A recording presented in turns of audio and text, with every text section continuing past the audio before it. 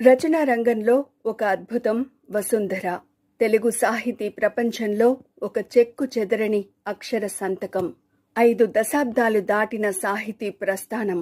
చందమామ బేతాళ కథలు, జానపద కథలు, సాంఘిక కథలు, సామాజిక సాహితీ వైద్యం, అపరాధ పరిశోధనల వైభవం. ఎన్నెన్ని కథలు, ఎన్నెన్ని వైవిధ్యాలు. పాఠకుల భావోద్వేగాలకు పెద్దపీట వేసిన రచనా చమత్కారం. జొన్నలగడ్డ రాజగోపాలరావు, రామలక్ష్మి దంపతులు కలిసి వసుంధర కలం పేరుతో కలకాలం సాహితీ కాలచక్రంలో నిలిచే కలం వీరి బలం. చందమామలోనే 1000కి పైగా కథలు, బొమ్మరిల్లులో 100 కట్ల పిశాచం కథలు, నాటి తరం పాఠకులకు అద్భుతమైన బాల సాహిత్యం. అపరాధ పరిశోధనలో వసుంధర కథలు మెదడుకు మేత. క్రైమ్ థ్రిల్లర్ పాఠకులకు ఆహ్లాదాల వేట. ఉత్కంఠభరిత కథలు, ఉద్వేగభరిత కథనాలు, బాల సాహిత్యంలో ప్రయోగాలు. లెక్కకు మించి, అంతకు మించి వీరి కలం నుంచి జాలువారిన ప్రతి అక్షరం ఒక అస్త్రమే, సమ్మోహనాస్త్రమే. మన చందమామ కథలు యూట్యూబ్ ఛానల్లో అలాంటి అద్భుత కథలను, చందమామలో వసుంధర గారు సృష్టించిన బేతాళ కథలు, చందమామ వసుంధర బేతాళ కథలు పేరుతో సగర్వంగా, సవినయంగా ఆడియో కథలుగా మీకు అందించడానికి తెలుగు సాహిత్యంలో తనదైన ముద్ర వేసిన ప్రముఖ రైటర్ వసుంధర గారు అనుమతిచ్చారు.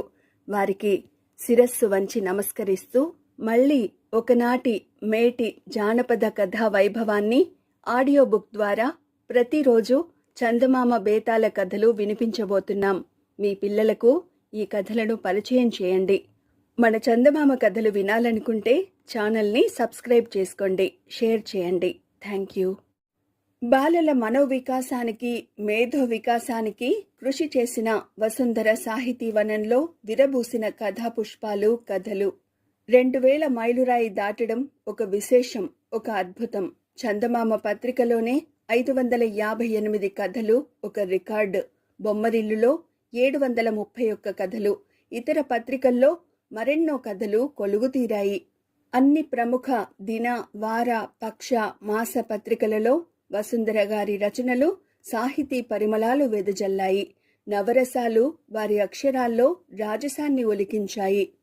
ఇప్పుడు కథా ప్రాంగణం వేదికగా వారి అక్షరాలు స్వరంగా మారి ఆడియో బుక్గా, ఆడియో కథలుగా మీ ముందుకు వస్తున్నాయి.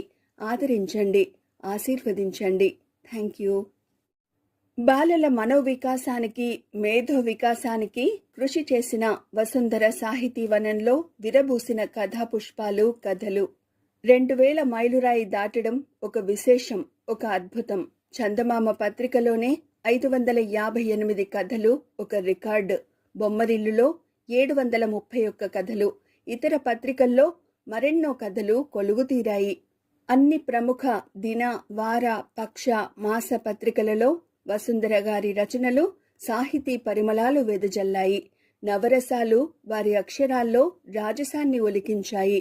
బాల సాహిత్యంలో ప్రయోగాలు. లెక్కకు మించి, అంతకు మించి వీరి కలం నుంచి జాలువారిన ప్రతి అక్షరం ఒక అస్త్రమే, సమ్మోహనాస్త్రమే. మన చందమామ కథలు యూట్యూబ్ ఛానల్లో అలాంటి అద్భుత కథలను, చందమామలో వసుంధర గారు సృష్టించిన బేతాళ కథలు, చందమామ వసుంధర బేతాళ కథలు పేరుతో సగర్వంగా, సవినయంగా ఆడియో కథలుగా మీకు అందించడానికి తెలుగు సాహిత్యంలో తనదైన ముద్ర వేసిన ప్రముఖ రైటర్ వసుంధర గారు అనుమతిచ్చారు.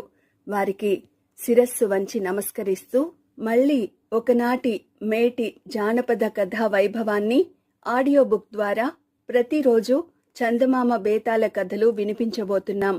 మీ పిల్లలకు ఈ కథలను పరిచయం చేయండి. మన చందమామ కథలు వినాలనుకుంటే ఛానల్ని సబ్స్క్రైబ్ చేసుకోండి, షేర్ చేయండి. Thank you. హలో అండి, అందరికీ నమస్కారం. మన చందమామ కథలకు మనసారా స్వాగతం. ఇప్పుడు మనం చెప్పుకోబోతున్న కథ మొహమాటస్తుడు. రచన వసుంధర గారు. ఈ కథ సెప్టెంబర్ 1982 చందమామలో ప్రచురించబడిందండి. ఇక కథలోకి వెళ్దామా మరి. మొహమాటస్తుడు. వీరవరం గ్రామంలో సంపన్న గృహస్థులైన రామనాథం, పార్వతి ఆదర్శ దంపతులు. వారికి పిల్లలు లేరు. ఇంటికి ఎవరొచ్చినా బాగా ఆదరిస్తారని పేరు పడ్డారు. ఒకసారి వాళ్ళింటికి గోపాలం అనే కుర్రవాడు వచ్చాడు. వాడు ఏదో దూరపు వరుసలో రామనాథానికి బంధువు అవుతాడు. గ్రామంలో పని ఉండి వచ్చిన గోపాలం ఆయన ఇంట్లో ఒక్కపూట మాత్రం భోజనం చేశాడు. ఆ తర్వాత ఎక్కడో భోజనం చేసి వస్తుండేవాడు. గోపాలం ధోరణికి పార్వతి ఎంతగానో నొచ్చుకుని, అనవసరంగా మొహమాట పడకు నాయనా, మరొకరికి వంట చేయడం నాకేం శ్రమ కాదు, భరించలేకపోవడానికి ఇదేమంత ఖర్చు కాదు, అలాగని నువ్వు పరాయి వాడివి కాదు అన్నది. పార్వతి ఇంత చెప్పినా కూడా గోపాలం బయటనే భోజనం చేసి వచ్చి ఏవో సాకులు చెబుతుండేవాడు. ఇలా 4-5 రోజులు జరిగాక పార్వతి భర్తతో, ఆ కుర్రాడు మరీ మొహమాటస్తుడిలా ఉన్నాడండి. మన ఇంట్లో ఉంటూ పరాయి ఇంట్లో భోజనం చేస్తుంటే మీ బంధువులు నన్ను ఆడిపోసుకోరు అన్నది. ఏం చేస్తాం, అసలే నాకు అజీర్ణ రోగం కదా, నేను సరిగా భోజనం చేయను. నాతో పాటు భోజనానికి కూర్చుంటే ఆ కుర్రాడికి నాకంటే ఎక్కువ తినడానికి మొహమాటంగా ఉన్నట్టుంది అన్నాడు రామనాథం. గోపాలం ఆ ఊళ్ళో 10 రోజులుండి వెళ్ళిపోయాడు. ఆ తర్వాత కొన్నాళ్లకు పొరుగురికి ఎవరో గొప్ప వైద్యుడు వచ్చాడని పార్వతికి తెలిసింది. ఆమె రామనాథాన్ని ఆ వైద్యుడి దగ్గరికి వెళ్ళి వైద్యం చేయించుకోమని పోరసాగింది. ఆ ఊళ్ళో రామనాథానికి దూరపు బంధువు ఒక ఆయన ఉన్నాడు. భార్య పోరు భరించలేక ఆయన భార్యతో సహా బయలుదేరి ఆ ఊరు వెళ్ళి బంధువు ఇంట మకాం పెట్టాడు. అజీర్ణ వ్యాధి ఉంటేనేం, నేను బాగానే తిరుగుతున్నాను కదా, వైద్యం చేయించుకోమని మా ఆవిడ ఒక్కటే పోరు అన్నాడు రామనాథం బంధువుతో. పార్వతి కల్పించుకుని రోగం పేరు చెప్పి ఈయన 4 మెతుకులు మింగి లేవడం అలవాటైంది. ఇంటికొచ్చిన బంధువులు ఇది చూసి తాము అర్ధాకలితో లేచిపోతున్నారు. వారి కోసమైనా ఈయన వైద్యం చేయించుకోవద్దా అన్నది. ఆ మాటలకు బంధువు నవ్వి, చూడమ్మా పార్వతి, నీ వెర్రిగాని ఈ రోజుల్లో మొహమాట పడే బంధువులు ఎక్కడమ్మా, మరి నాకు తిన్నది అట్టే అరగదు, అయినా మా ఇంటికొచ్చిన బంధువులు అడిగి మరీ ఈ పిండి వంటలు చేయించుకుని పోతారు.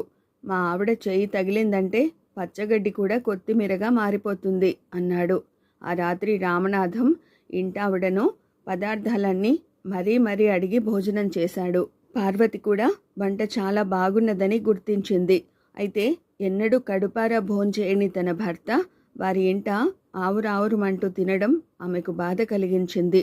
ఈ ఊళ్ళోకి రాగానే ఈయనకు ఎక్కడ లేని ఆకలి పుట్టుకొచ్చినట్టుంది, ఎన్నడూ ఇలా భోంచేయలేదు అన్నది ఆయన బంధువుతో. అదంతా మా ఆవిడ వంట మహాత్మ్యం. ఆ మధ్య వచ్చిన గోపాలము ఇంతే, రోజు ఏదో ఒక పిండి వంట చేయమని వేధించేవాడు అన్నాడు రామనాథం బంధువు.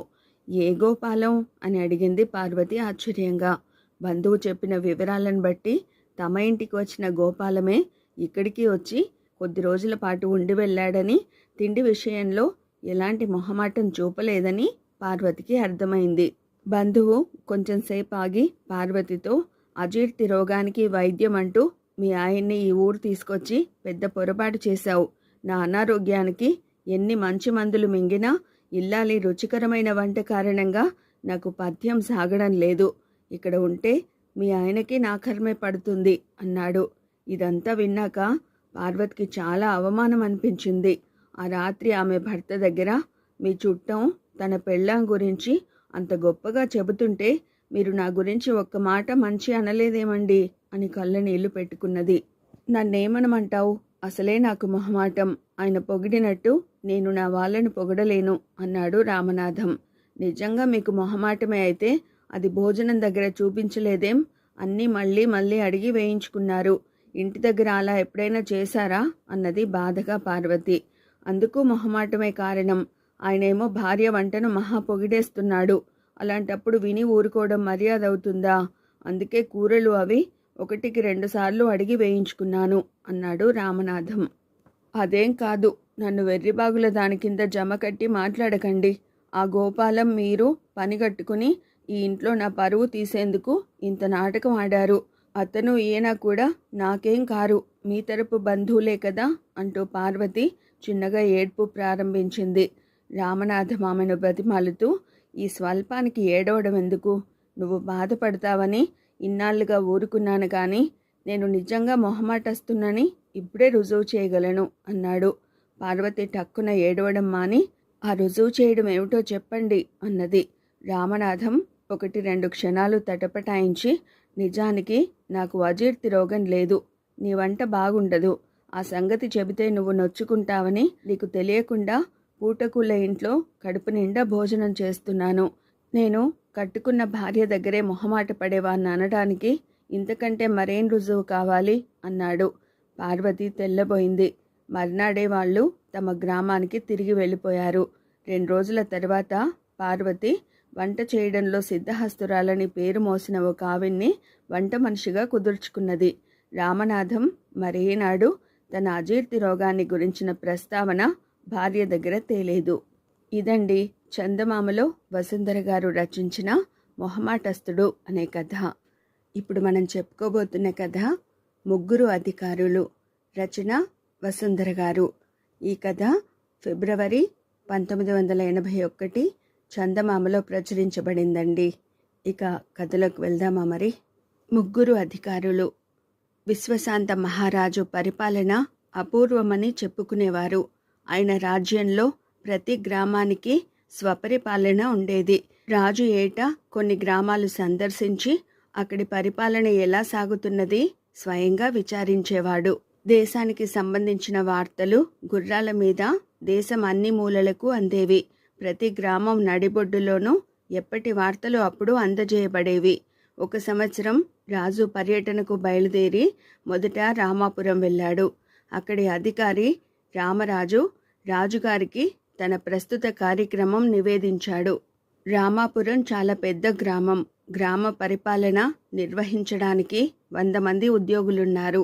వారందరూ ఉదయం నుంచి సాయంకాలం వరకు కొలువుకు వచ్చి వ్యవహారాలు చూస్తారు. అయితే ఉదయం ఒక్కరూ సమయానికి రావడం లేదు. కొందరు మరీ ఆలస్యంగా వస్తున్నారు. దీన్ని అరికట్టడం కోసం రామరాజు ప్రతిరోజు అందరికన్నా ముందుగా వచ్చి గుమ్మం దగ్గర నిలబడి ఆలస్యంగా వచ్చిన వారిని తగు విధంగా శిక్షిస్తూ వచ్చాడు. అలా అతను వారం దినాలు చేసిన అనంతరం ఉద్యోగులు ఇష్టం వచ్చినట్టు రావడం తగ్గిపోయింది. రామరాజు చెప్పిన ఈ సంగతులు విని రాజుగారు, కొలువుకు ద్వారపాలకుడు లేడా?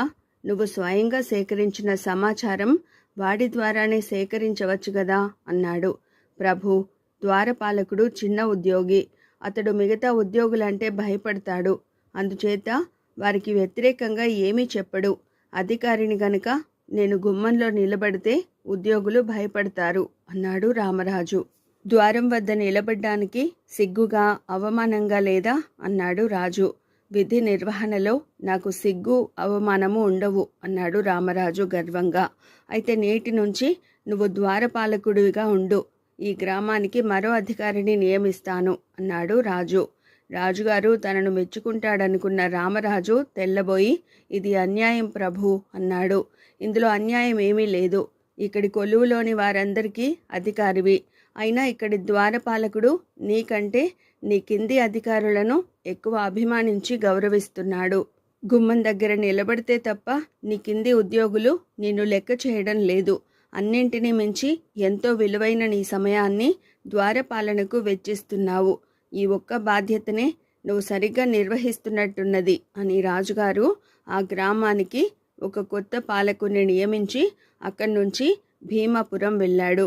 రాజుగారు తను భీమపురం వెళుతున్నట్టు ముందుగా ఎవరికీ చెప్పలేదు. ఆయన కన్నా 1 గంట ముందుగా మాత్రమే ఆ వార్త భీమపురం చేరింది. అక్కడి అధికారి రాజుగారు వస్తున్నారన్న వార్త ఊరి మధ్య వినిపించినప్పుడు తన కార్యాలయంలో కాక ఊరి మధ్య ఉన్నాడు. అతను హడావుడిగా కార్యాలయానికి వెళ్ళి రాజుగారికి ఘనమైన స్వాగతం ఏర్పాటు చేయమని ఉద్యోగులను హెచ్చరించాడు. భీమపురం చేరుతూనే తన కోసం సిద్ధంగా ఉన్న ఏర్పాట్లు చూసి రాజుగారు తెల్లబోయాడు. అకస్మాత్తుగా వచ్చి అధికారిని ఆశ్చర్యపరచాలని ఆయన ఉద్దేశం. నేను వస్తున్నట్టు మీకు ముందే ఎలా తెలిసింది అని రాజుగారు గ్రామాధికారిని అడిగాడు. తాను గొప్ప పని చేసి ప్రశంసకు పాత్రుడినవుతున్నాననుకుని నేను తలవని తలంపుగా తమరు వస్తున్నారన్న వార్త వినడం జరిగింది. ప్రభు, వెంటనే తమ కోసం ఈ ఏర్పాట్లన్నీ చేయించేశాను అన్నాడు భీమరాజు. నీ కార్యాలయం చూడబోతే ఊరి చివర ఉన్నది. వార్తలు వినపడేది ఊరి మధ్య గదా. ఆ సమయంలో నువ్వు నీ కార్యాలయంలో ఉండక ఊరి మధ్య ఎందుకున్నావు అని రాజుగారు అడిగారు. ఏదో కొలువు పని మీదనే బయటికి వెళ్ళవలసి వచ్చింది ప్రభు అన్నాడు భీమరాజు. నీ కింద ఎందరో ఉద్యోగులుండగా కొలువు సమయంలో నువ్వెందుకు బయటికి వెళ్ళవలసి వచ్చింది? నీకు నీ బాధ్యతలు సరిగా తెలిసి రాలేదు. నీ స్థానంలో మరొక అధికారిని నియమిస్తున్నాను అని రాజు అప్పటికప్పుడే కొత్త అధికారిని నియమించి సోమపురానికి బయలుదేరాడు. సోమపురంలోని అధికారి సోమరాజు విశ్వశాంతుడికి ఘనంగా స్వాగతం ఏర్పాటు చేశాడు. స్వాగత సత్కారాలు చాలా బాగున్నాయి. అధికారిగా నువ్వు సాధించిందేమిటి అని విశ్వశాంతుడు సోమరాజును అడిగాడు. ప్రభు, నేను గ్రామంలో ఉండడం శుభదాయకమని అందరూ అంటుంటారు. అందుకు నిదర్శనం ఏమిటంటే గ్రామంలో జరిగే సంతాప సభలన్నీ నేను గ్రామంలో లేనప్పుడే జరుగుతున్నాయి అన్నాడు సోమరాజు. సంతాప సభలేమిటి అని విశ్వశాంతుడు అడిగాడు. రాజ్యంలో గాని గ్రామంలో గాని ఎవరన్నా మరణించినప్పుడు కొలువులో సంతాప సభ జరిపి పోయిన వారికి శ్రద్ధాంజలి ఘటించడం మాకు అలవాటు. ఈ కార్యక్రమం నిర్వహించవలసిన వాడు అధికారి, అంటే నేను. నా తర్వాత వాడైన వీరభద్రుడు గత సంవత్సరంలో 26 ప్రముఖుల మరణాలకు తానే సంతాప సభలు నిర్వహించాడు అన్నాడు సోమరాజు. శుభకార్యాల మాటేమిటి అని అడిగారు రాజుగారు. నేను లేనప్పుడు శుభకార్యాలు ప్రారంభించం కదా, అవి అన్నీ నా అధ్యక్షతనే జరుగుతాయి. అందుకే అందరూ నన్ను శుభానికి, వీరభద్రుని అశుభానికి మారుపేరుగా చెప్పుకుంటారు. అయితే ఇందులో వీరభద్రుడి తప్పు ఉన్నదనడానికి వీల్లేదు. అశుభాలు వీరభద్రుడు ఉన్న కారణంగా కాదు, నేను లేని కారణంగా కదా జరుగుతున్నాయి అన్నాడు సోమరాజు గర్వంగా. విశ్వశాంతుడు చిరాకు పడిపోతూ సోమరాజు వంక చూసి, సంవత్సరానికి 26 పర్యాయాలు అంటే ఉజ్జాయింపుగా నెలకు 2 పర్యాయాలైన ప్రముఖుల మరణాలు జరుగుతున్నాయన్నమాట. అయినా నీవు ఒక్క సంతాప సభకు లేవంటే చాలా కాలం నువ్వు గ్రామాంతరాలలో గడుపుతున్నావన్నమాట. కేవలము శుభకార్యాలు జరపడానికి మాత్రమే గ్రామానికి వస్తున్నావన్నమాట. బాధ్యత ఉండాలి గాని ఇలా బయట తిరగకూడదు. నీ స్థానంలో వీరభద్రుణ్ణి అధికారిగా నియమిస్తున్నాను అన్నాడు. సోమపురం నుంచి బయలుదేరేటప్పుడు మంత్రి విశ్వశాంతుణ్ణి, ఇంకేమన్నా గ్రామాలు తిరగవలసి ఉన్నదా ప్రభు అని అడిగాడు. అవసరం లేదు. ఈ 3 గ్రామాల అధికారులతోనూ నేను ఎలా వ్యవహరించానో రాజ్యమంతటా తెలియచేయి చాలు అన్నాడు విశ్వశాంతుడు. విశ్వశాంతుడి రాజ్యం ఇప్పటికీ సుభిక్షంగానే ఉంటూ వచ్చింది. ఇదండి వసుంధర గారు చందమామలో రచించిన 3 అధికారులు అనే కథ. ఇప్పుడు మనం చెప్పుకోబోతున్న కథ నిజమైన స్నేహితుడు. రచన వసుంధర గారు. ఈ కథ సెప్టెంబర్ 1981 చందమామలో ప్రచురించబడిందండి. ఇక కథలోకి వెళ్దామా మరి. నిజమైన స్నేహితుడు. వీరయ్యకు చిన్నప్పటి నుంచి తనను గురించి లేనిపోని గొప్పలు చెప్పుకోవడం అలవాటు. అది మంచి అలవాటు కాదని తండ్రి వాడికి ఎన్నోసార్లు చెప్పి చూశాడు. అయినా వీరయ్యలో ఎలాంటి మార్పు రాలేదు. వీరయ్య శాకాహారి. అయితే వాడు తాను అహింసవాదినని గొప్పలు చెప్పేవాడు. మాంసాహారులందరినీ వెటకారం చేసేవాడు. వాళ్ళంతా జంతుహింస చేసే దుర్మార్గులని అనేవాడు. ఇలా ఉండగా ఒక రోజున వీరయ్య ఇంట్లోకి తాచుపాము వచ్చింది. వీరయ్య తండ్రి దాన్ని చంపేశాడు. ఇందులో వీరయ్య తండ్రికి సాయపడ్డాడు. తాచుపామును చంపడం హింస కాదా అని వీరయ్య స్నేహితుడొకడు అడిగాడు.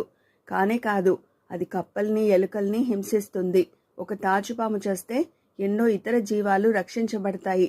అందుకే నేను దాన్ని చంపేశాను తప్పితే నా ప్రాణాలు రక్షించుకోవడం కోసం కాదు అన్నాడు వీరయ్య. నేను అందుకే మేకల్ని చంపి తింటాను. వాటిని అలా స్వేచ్ఛగా వదిలిపెడితే పొలాల్లో పడి పంట గడ్డి మేసి నీలాంటి వాడికి తిండి లేకుండా చేస్తాయి అన్నాడు వీరయ్య స్నేహితుడు. వీరయ్య ఈ మాటలు విని విననట్లు ఊరుకున్నాడు. ఆ తర్వాత కూడా గొప్పలు చెప్పుకోవడం మానలేదు. వీరయ్యకు 2 ప్రాణ స్నేహితులున్నారు. వాళ్ళు కూడా వీరయ్యకు లేనిపోని గొప్పలు చెప్పవద్దని ఎన్నో మార్లు చెప్పి చూశారు. కానీ వీరయ్య తాను నిజం తప్ప మరేం మాట్లాడనని వాళ్లకు జవాబిచ్చాడు. ఈ 3 ఒక రోజున ఊరి మధ్య ఉన్న రావి చెట్టు కింద కూర్చుని కబుర్లు చెప్పుకుంటుండగా అక్కడికి 4వ వాడొకడు వచ్చి, చూడ్డానికి మీరు మంచి మిత్రుల్లా కనబడుతున్నారు. నాకు మీతో స్నేహం చేయాలని ఉన్నది అన్నాడు. ఆ వచ్చిన వాడిది పొరుగురు. ఏదో పని మీద ఈ ఊరు వచ్చాడు. ఈ రాత్రికి ఎవరింట్లోనైనా పడుకుని మర్నాడు వెళ్ళిపోతాడు. వీరయ్య స్నేహితుడొకడు నిట్టూర్చి, ఏం మంచి మిత్రులం, ఎంతో కాలంగా మిత్రులమై ఉండి కూడా ఒకరి లోపాలనొకరం సరిదిద్దుకోలేకపోతున్నాం. నిజమైన స్నేహితుడు మిత్రుణ్ణి సంస్కరించగలగాలి అన్నాడు. అయితే నేను నిజమైన స్నేహితుణ్ణి అన్నాడు 4వ వాడు. అలాగా, మా 3 ఎవరి స్నేహం అంటే నీకెక్కువ ఇష్టం అని అడిగాడు వీరయ్య. ముఖం చూసి మనుషుల్ని అంచనా కట్టడం చాలా కష్టం. మీ ముగ్గురిలో ఎవరు నాకు ఈ రాత్రి ఆశ్రయం ఇస్తారో వాళ్ళ స్నేహం అంటే నాకు ఎక్కువ ఇష్టంగా ఉంటుంది అన్నాడు నాలుగోవాడు నవ్వుతూ. వెంటనే ముగ్గురు మిత్రులు నేనంటే నేను అని పోటీ పడ్డారు. అప్పుడు నాలుగోవాడు వారితో, మీరలా పోటీలు పడకండి. నేను అడిగిన ప్రశ్నకు ఎవరు నాకు నచ్చే సమాధానం చెబితే వాళ్ళ ఇంట్లో ఈ రాత్రికి పడుకుంటాను. ఎటొచ్చి మీరు అబద్ధం మాత్రం చెప్పకూడదు, నిజమే చెప్పాలి అన్నాడు. ఇందుకు మిత్రులు ముగ్గురు అంగీకరించారు. డబ్బు గురించి మీ అభిప్రాయం చెప్పండి అన్నాడు నాలుగోవాడు. ఈ ప్రపంచమంతా డబ్బుతోనే నడుస్తున్నది. నాకు డబ్బంటే ప్రాణం. లక్షలకు లక్షలు ఆర్జించాలని ఉంటుంది. కానీ నేను పేదవాణ్ణి అన్నాడు వీరయ్య స్నేహితుల్లో ఒకడు. నేను కూడా పేదవాణ్ణే. అయితే నాకు డబ్బు సంపాదించే మార్గాలు తెలుసు. ఎంత డబ్బు సంపాదించినా మనిషికి తృప్తి ఉండదు. అందుకే నేను అవసరానికి మించి డబ్బు సంపాదించను అన్నాడు వీరయ్య రెండో స్నేహితుడు. వీరయ్య ముఖం చిట్లించి గర్వంగా ఇలా అన్నాడు, నేను నేను అనుకునేది నేను కాదు, నాది నాది అనుకునేది నాది కాదు. అదృష్టం కలిసి వచ్చి డబ్బు చేరితే మనిషి అహంకారం కొద్దీ అది తను సంపాదించాననుకుంటాడు. నాకు చాలా డబ్బుంది. అయితే డబ్బు మీద మమకారం లేదు. అది నాది అన్న భావం కూడా లేదు అన్నాడు. నాలుగోవాడు వీరయ్యనెంతగానో మెచ్చుకుని, అందరిలోకి నీ అభిప్రాయాలే ఎంతో ఉన్నతంగా ఉన్నవి. నేను నీ స్నేహాన్నే కోరుతున్నాను అన్నాడు. ఆ మాటలకు వీరయ్య పరవశుడైపోయి, మా అభిప్రాయాలు చెప్పాం. అసలింతకు డబ్బు గురించి నీ అభిప్రాయం ఏమిటి అని అడిగాడు. అది నీకు రేపు నేను చెబుతాను అన్నాడు నాలుగోవాడు. వీరయ్య వాణ్ణి తన ఇంటికి తీసుకుపోయి ఇల్లంతా చూపించి సకల మర్యాదలు చేశాడు. రాత్రికి మంచి భోజనం పెట్టి సుఖనిద్రకు చక్కని పడక ఏర్పాటు చేశాడు. వీరయ్య నాలుగోవాడు ఒక గదిలోనే పడుకున్నారు. తెల్లవారి లేచి చూస్తే వీరయ్యకు గదిలో నాలుగోవాడు కనిపించలేదు. తనకంటే ముందు లేచి పెరట్లో బావి దగ్గర స్నానం చేస్తున్నాడేమో అని వీరయ్య అక్కడికి వెళ్ళి చూశాడు. తర్వాత ఇంట్లో అందరినీ అడిగాడు. ఎవరూ వాణ్ణి చూడలేదన్నారు. అంటే నాలుగోవాడు ఎప్పుడో ఒక రాత్రి వేళ లేచి తనకు చెప్పకుండా వెళ్ళిపోయాడన్నమాట. ఈ అనుమానం రాగానే వీరయ్య గుండె గుబగుబలాడింది. వాడు దొంగేమో అన్న శంక కూడా కలిగింది. వెంటనే వీరయ్య తన గదిలోకి పోయి పెట్టె తెరిచి చూశాడు. అందులో ఉండవలసిన 1000 వరహాలు, బంగారు మురుగులు, గొలుసు కనిపించలేదు. ఒక పెట్టెలో చీటీ ఒకటున్నది. మిత్రమా, నాకు డబ్బంటే ప్రాణం కాదు, కానీ డబ్బెంతో అవసరం. డబ్బు సంపాదించే మార్గాలు కూడా నాకెన్నో తెలుసు. అయినా నాకెవరినీ నొప్పించడం ఇష్టం ఉండదు. అందువల్లనే సాధారణంగా దొంగతనాలు చేయను. డబ్బంటే మమకారం లేని నీలాంటి మిత్రుడు దొరకడం నా అదృష్టం. నాలుగోవాడు ఆ చీటీ రాసి అక్కడ పెట్టాడని వీరయ్య గ్రహించాడు. డబ్బు పోయిన సంగతి వాడు ఇంట్లో చెప్పలేదు. ఆ చీటీ తన మిత్రులకు చూపించి జరిగింది చెప్పి కళ్ళనీళ్లు పెట్టుకున్నాడు. నీకు నాది అన్న మమకారం లేదు కదా, పోయిన డబ్బు గురించి బాధపడకు అన్నారు వీరయ్య మిత్రులు. ఎందుకు నన్నింకా ఉడికిస్తారు? జన్మలో ఇలాంటి గొప్పలు చెప్పను అన్నాడు వీరయ్య. ఈ మాట మీదే నువ్వు నిలబడగలిగితే ఆ నాలుగోవాడు నిజంగానే నీకు మంచి మిత్రుడు. నీలోని లోపాలను క్షాళనం చేసేశాడు అన్నారు వీరయ్య మిత్రులు. మిత్రుల మాటలకు సంతోషించాలో దుఃఖపడాలో వీరయ్యకు అర్థం కాలేదు. ఇదండి చందమామలో వసుంధర గారు రచించిన నిజమైన స్నేహితుడు అనే కథ. ఇప్పుడు మనం చెప్పుకోబోతున్న కథ నూతిలో డబ్బు. రచన వసుంధర గారు. ఈ కథ నవంబర్ 1982 చందమామలో ప్రచురించబడిందండి. ఇక కథలోకి వెళ్దామా మరి. నూతిలో డబ్బు. బంగారయ్య పెద్ద వడ్డీ వ్యాపారి. అతడి ఇంట్లో బోలెడు డబ్బు నగలు ఉన్నాయని అంతా చెప్పుకుంటారు. ఇది విన్న ఒక దొంగకు అతడి ఇంటికి కన్నం వేయాలని మనసు పుట్టింది. దొంగ తన పని సులభం చేసుకునేందుకు సాధువు వేషంలో బంగారయ్య ఇంటికి వెళ్ళాడు. బంగారయ్యకు సాధువులన్నా సన్యాసులన్నా ఎంతో గౌరవము, నమ్మకము. ఆయన దొంగ సాధువుకు గౌరవ సత్కారాలు ఘనంగా చేశాడు. దొంగ తన పెట్టుడు గడ్డాన్ని సవరించుకుంటూ, నీ సత్కారానికి మెచ్చాను. ప్రతిఫలంగా నీకొక ఉపకారం చేయదలిచాను. అతి త్వరలో నీ ఇంట దొంగతనం జరగనున్నది. నీ డబ్బును రక్షించుకోవాలని ఉంటే దాన్ని భద్రంగా ఏ పెట్టెలోనైనా ఉంచి నీ పెరట్లోని పాడుబడ్డ నూతిలో పారవేయి. 1 మాసం ఆగి డబ్బు తిరిగి తెచ్చుకో అన్నాడు. బంగారయ్య సరేనన్నట్టు తల ఊపి సాధువు వెళ్ళాక భార్యతో ఈ విషయం చర్చించాడు. సాధువు చెప్పినట్టే చేయమని ఆమె సలహా ఇచ్చింది. అయితే బంగారయ్య ఇంట్లో ఎవరికీ తెలియని రహస్య ప్రదేశం ఒకటి గోడలో ఉన్నది. అందువల్ల డబ్బు పోతుందన్న బెంగ అతడికి లేదు. బంగారయ్య డబ్బును అక్కడ దాచి ఒక ఖాళీ పెట్టెను నూతిలో పారవేసి అందులో డబ్బు పెట్టానని భార్యకు అబద్ధం చెప్పాడు. బంగారయ్య భార్య నోట ఏ రహస్యమూ దాగదు. అతడు డబ్బును నూతిలో దాచుకున్నాడన్న సంగతి మర్నాటికే ఊరంతా పాకింది. ఆ మరుసటి రోజు రాత్రి దొంగ గోడ దూకి వచ్చి బంగారయ్య పెరట్లో నూతి దగ్గరకు వెళ్లేసరికి అక్కడ 3 మనుషులు ఘర్షణ పడుతున్నారు. వాళ్ళు 3 దొంగలే. బంగారయ్య తన డబ్బును నూతిలో పడవేశాడని విని ఒకరికి తెలియకుండా ఒకరు వచ్చి అక్కడ కలుసుకుని ఘర్షణ పడుతున్నారు. అసలు బంగారయ్యకు డబ్బు నూతిలో పారవేయమని సలహా ఇచ్చింది నేను అన్నాడు అప్పుడే వచ్చిన 4వ దొంగ. అతడు మిగతా 3కి పోట్లాడుకోవడం వల్ల నష్టపోతామని చెప్పి నలుగురం కలిసి ఏదో ఒక ఒప్పందానికి వద్దామన్నాడు. బాగా ఉన్నవాడు కనుక బంగారయ్య నూతిలో చాలా డబ్బు పడవేసి ఉంటాడు. దాన్ని మనం సమంగా పంచుకుంటే సరిపోతుంది అన్నాడు అందరిలోకి పెద్ద దొంగ. ఇందుకు అందరూ సరేనంటే సరే అన్నారు. దొంగలందరూ వచ్చేటప్పుడు వెంట తాళ్లు తెచ్చుకున్నారు. ఆ తాళ్లల్లో ఒకటి పక్కనే ఉన్న చెట్టుకు కట్టి 2వ కొసను నూతిలోకి జార విడిచాడు. ఆ తాడు పట్టుకుని ఒక దొంగ నూతిలోకి దిగాడు. నుయ్యి చాలా లోతుగా ఉన్నది. అక్కడ నీళ్లపైన ఒక పెట్టె దొంగ కంట పడ్డది. వాడు తాడు కొసను దానికి బిగించి మిగతా తాడు పట్టుకుని నూతి పైకి వచ్చాడు. 4 దొంగలు తాడు పట్టుకుని పెట్టెను బయటికి లాగారు. పెట్టె మూతకు తాళం వేసి ఉన్నది. వాళ్ళల్లో ఒక దొంగ ఎలాంటి తాళాన్నైనా అవలీలగా తెరవగల నేర్పరి. వాడు క్షణాల మీద తాళాన్ని ఊడదీశాడు. అందరూ కలిసి ఉత్సాహంగా పెట్టె మూత తెరిచారు. ఆ వెంటనే లోపల నుంచి ఒక భూతం నవ్వుతూ బయటికి వచ్చింది. భూతాన్ని చూస్తూనే 4 దొంగలకు గుండెలు అవసిపోయాయి. భయపడకండర్రా తమ్ముళ్ళు అన్నది భూతం. భయం వేసినా వేయకపోయినా దొంగలకు పారిపోయేందుకు కాళ్ళల్లో శక్తి లేదు. భూతం చాలా తాపీగా నిన్న ఆ పాడుబడ్డ నూతిలో పెట్టె ఒకటి పడింది. బాగుంది కదా అని అందులో దూరి పడుకున్నాను. అది మంచిదే అయింది. మీ ధర్మమా అని బయటపడ్డాను. మీరు నాకు మంచి ఉపకారం చేశారు. ప్రత్యుపకారం చేస్తాను, కోరుకోండి అన్నది దొంగలకేసి ఆప్యాయంగా చూస్తూ. ఆ మాటలతో దొంగల్లో ఒకడికి ధైర్యం వచ్చింది. వాడు భూతాన్ని, అసలు ఎవరు నువ్వు? ఈ నూతిలో ఎందుకుంటున్నావు?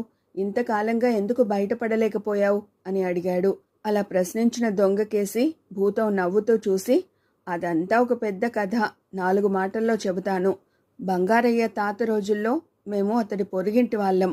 మా తాత ఈ నూతిలో నిధి దాచాడని పుకారుండేది. ఒక రోజున ఎవరూ చూడకుండా ఈ నూతిలోకి దూకాను. నూతిలో అట్టడుగున నిధి ఒకటి ఉన్నది. ఒక పెట్టె నిండా వజ్రాలు వైఢూర్యాలు ఉన్నవి. అయితే అవి తీసుకుని బయటికి వచ్చేదెలా? నేనక్కడే చచ్చిపోయి భూతాన్నయ్యాను. ఎంత ప్రయత్నించినా 10 అడుగుల ఎత్తు కంటే ఎగరలేకపోవడంతో ఎన్నో ఏళ్ల నుంచి ఈ నూతిలోనే ఉండిపోయాను. ఇన్నాళ్లకు మీరు నన్ను బయటికి తీశారు. అందుకే మీకు ప్రత్యుపకారం చేయాలనుకుంటున్నాను. ఇది నా కథ అన్నది. నువ్వు మాకు ఏ విధంగా సాయపడగలవు అని అడిగాడొక దొంగ. మీకు ఎక్కడి నుంచి ఏం కావాలన్నా తెచ్చి ఇవ్వగలను అన్నది భూతం. అయితే నూతిలోంచి డబ్బు తేగలవా అన్నాడొక దొంగ. మీరు నూతిలోకి దిగి నిధి ఉన్న పెట్టెను తాడుకు కట్టండి. ఎంత బరువైనా సరే నేను పైకి లాగగలను అన్నది భూతం. ఆ నిధి మాట నిజమో కాదో తెలుసుకుందామని ఒక దొంగ నూతిలోకి దిగి నీళ్లల్లో మునిగి వెతికాడు. వాడికి ఒక పెద్ద పెట్టె దొరికింది. దాన్ని నీటిపైకి కొద్దిగా ఎత్తి చూస్తే నిండుగా దగదగ మెరుస్తున్న వజ్రాలు వైఢూర్యాలు కనిపించాయి. వాడికి పెట్టెను అమాంతం పైకి లాగడానికి సాధ్యపడలేదు. దొంగ తాడు సాయంతో బయటికి వచ్చి తాను చూసింది మిగిలిన 3 దొంగలకు చెప్పాడు. భూతం ఎంత బరువునైనా సరే పైకి లాగగలనంటున్నది కనుక 4 నూతిలో దిగి నిధి ఉన్న పెట్టెను పూర్తిగా బయటికి లాగి తాడుకు కడదామనుకున్నారు వాళ్ళు. 4 దొంగలు నూతిలోకి దిగబోతుండగా భూతం వాళ్లతో, ఒక్క వజ్రం అమ్మగా వచ్చిన డబ్బుతో మీరు 4 హాయిగా బ్రతకొచ్చు. అలాంటప్పుడు ఆ పెట్టెలో ఉన్న నిధి అంతా ఏం చేసుకుంటారు అన్నది. డబ్బు రుచి నీకేం తెలుసు? దాన్ని అలా చూస్తూ యుగాలను క్షణాలుగా గడిపేయొచ్చు అన్నారు దొంగలు. వాళ్ళు 4 నూతిలోకి దిగగానే భూతం తాళ్లను ముక్కలు ముక్కలుగా తెంపి అవతల పారేసి, మీరు దురాశ కొద్దీ నా మాట లక్ష్య పెట్టారు కాదు, నా దారిన నేను పోతున్నాను, మీ అవస్థలేవో మీరు పడండి అంటూ చెరువు గట్టున ఉన్న తాటితోపుకేసి వెళ్ళిపోయింది. జరిగింది చూసి దొంగలు 4 బెంబేలు పడిపోయారు. నూతిలో అంత పెద్ద నిధి తమకు దొరికినా దాన్ని బయటకు తీసుకువచ్చే మార్గం వాళ్ళకి కనిపించలేదు. మనం భూతం ఇచ్చిన మంచి సలహా వినక చిక్కుల్లో పడ్డాం. ఎవరన్నా వచ్చి మనకు సాయపడితే తప్ప, లేకపోతే ఇక్కడే చచ్చి మనం కూడా భూతాలమైపోతాం అన్నాడు వాళ్ళల్లో అందరికన్నా పెద్ద దొంగ. ఆ వెంటనే బంగారయ్యకు డబ్బు పాడుబడ్డ నూతిలో పారవేయమని చెప్పిన దొంగ పెద్దగా గొంతెత్తి రక్షించండి రక్షించండి అంటూ కేకలు పెట్టాడు. ఆ కేకలు విన్న బంగారయ్యతో పాటు ఇరుగు పొరుగు వాళ్ళు కూడా నూతి దగ్గరకు వచ్చి లోపల ఉన్న దొంగలను చూసి, ఒరే, పాడుబడ్డ నూతిలో మీరెందుకు దిగారు? ముందు నిజం చెప్పండి, లేకపోతే మిమ్మల్ని బయటికి లాగం అన్నారు. మరుక్షణం దొంగలు, అయ్యా, ఇక్కడ పెద్ద నిధి పెట్టే ఉన్నది, నూతిలోకి తాళ్ళు జార్చారంటే దాన్ని తీసుకుని పైకి వస్తాం అన్నారు. నిధి మాట వింటూనే అక్కడ చేరిన వాళ్ళల్లో ఒకడు పోయి గ్రామ పెద్దను తీసుకువచ్చాడు. ఆయన చెప్పగా నూతిలోకి తాళ్లు వేసి దొంగలను పైకి లాగారు. వాళ్ళు వెంట తెచ్చిన పెట్టెలో ఉన్న నిధిని చూసి అందరూ ఆశ్చర్యపోయారు. బంగారయ్య ఆశగా దానికేసి చూస్తూ ఏదో చెప్పబోయేంతలో గ్రామ పెద్ద, ఈ నిధి గ్రామం ఉమ్మడి సొత్తు, దీన్ని గ్రామం మంచికి ఉపయోగిస్తాం, దొంగలకు ఎలాంటి శిక్ష వేయాలో తర్వాత ఆలోచిద్దాం, నిధి ఉన్న పెట్టెను వాళ్లను గ్రామ కచేరీ దగ్గరకు తీసుకురండి అని అక్కడి నుంచి బయలుదేరాడు. ఇదండి వసుంధర గారు చందమామలో రచించిన నూతిలో డబ్బు అనే కథ. ఇప్పుడు మనం చెప్పుకోబోతున్న కథ పందెం భీమయ్య. రచన వసుంధర గారు. ఈ కథ ఏప్రిల్ 1981 చందమామలో ప్రచురించబడిందండి. ఇక కథలోకి వెళ్దామా మరి? పందెం భీమయ్య. ఎలాంటి పందెమైనా వేసి నెగ్గగలడని భీమయ్యకు పేరు ఉండేది. ఒకరోజు అతను ఎల్లయ్య అనేవాడితో మాట్లాడుతుండగా ఆ ఊరి మునసబు ప్రసక్తి వచ్చింది. మునసబు ధర్మాత్ముడు అన్నాడు ఎల్లయ్య. ఆయనేం ధర్మాత్ముడు, అందరి దగ్గర లంచాలు తీసుకుని తెగ బలిశాడు.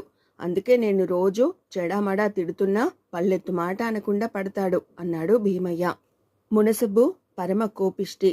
ఈ సంగతి ఎల్లయ్యకు తెలుసు. అందుకని వాడు భీమయ్య మాటలు నమ్మనన్నాడు. పందెం ఖాయమన్నాడు భీమయ్య.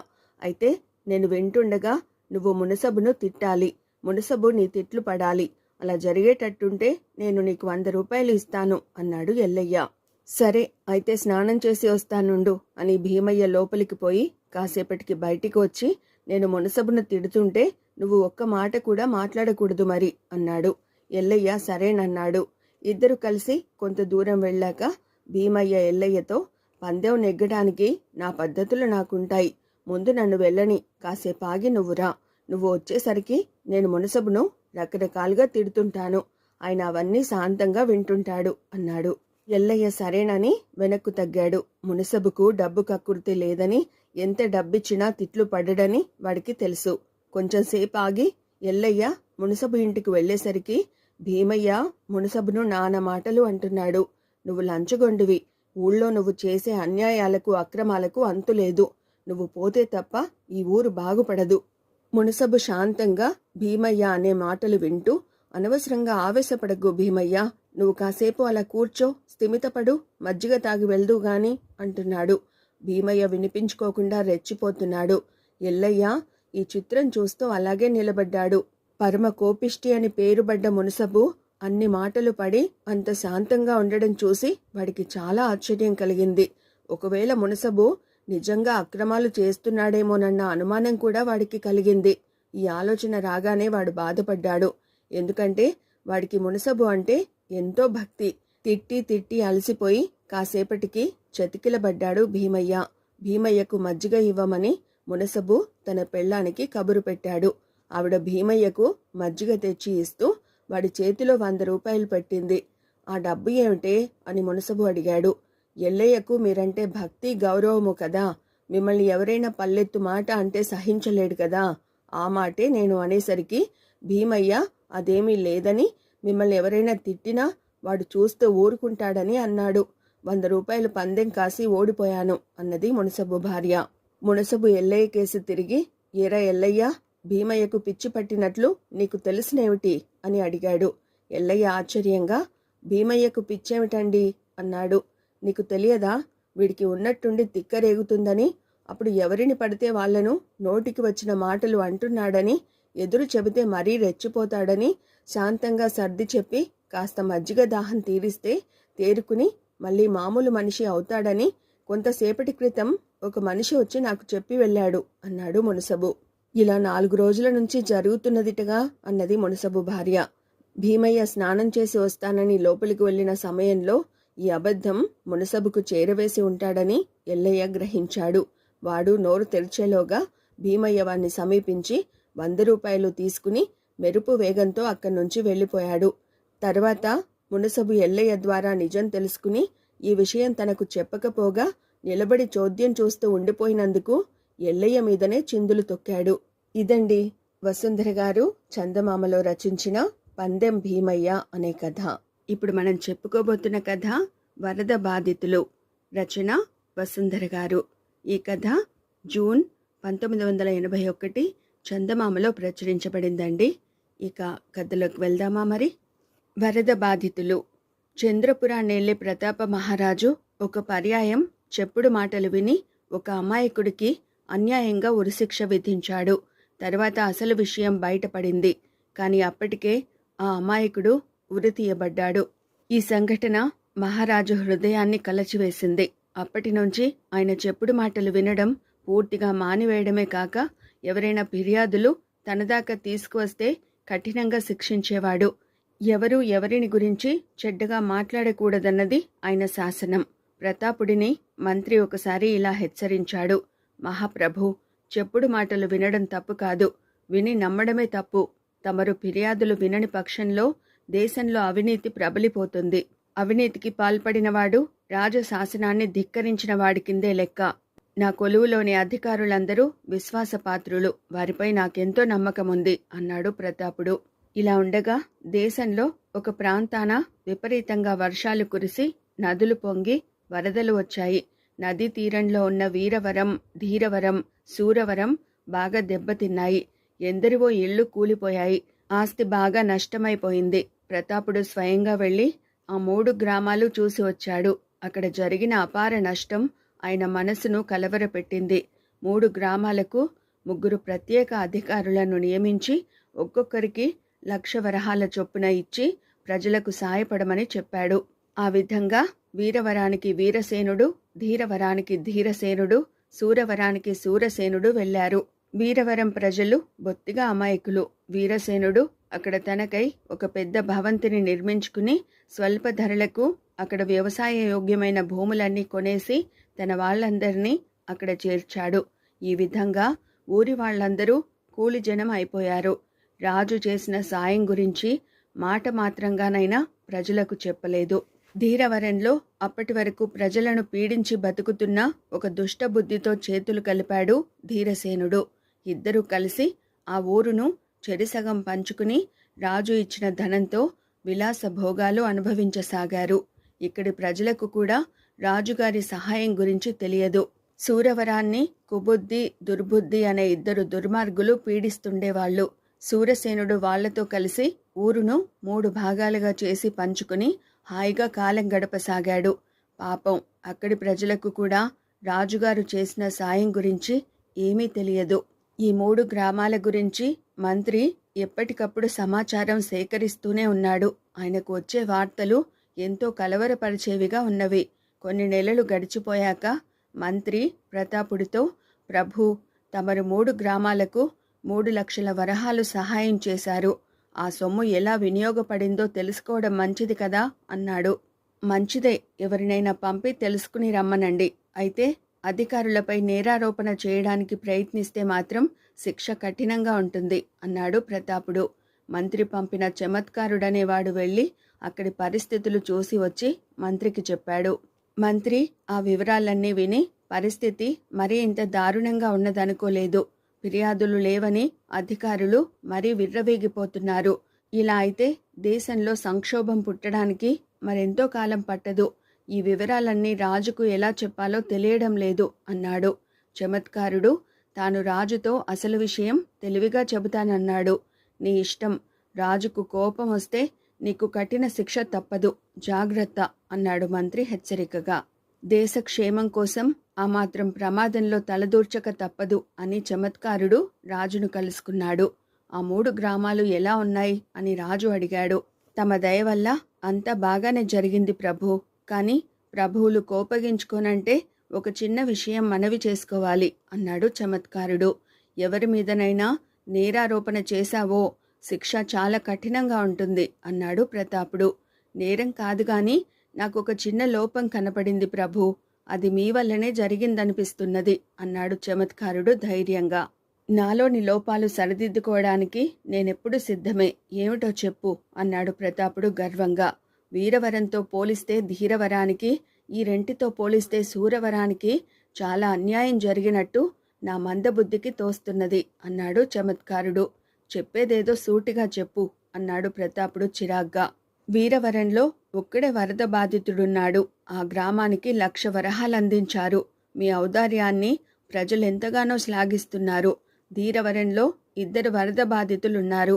ఆ గ్రామానికి 2,00,000 వరహాలు ఇవ్వవలసింది, కానీ 1,00,000 మాత్రమే ఇచ్చారు.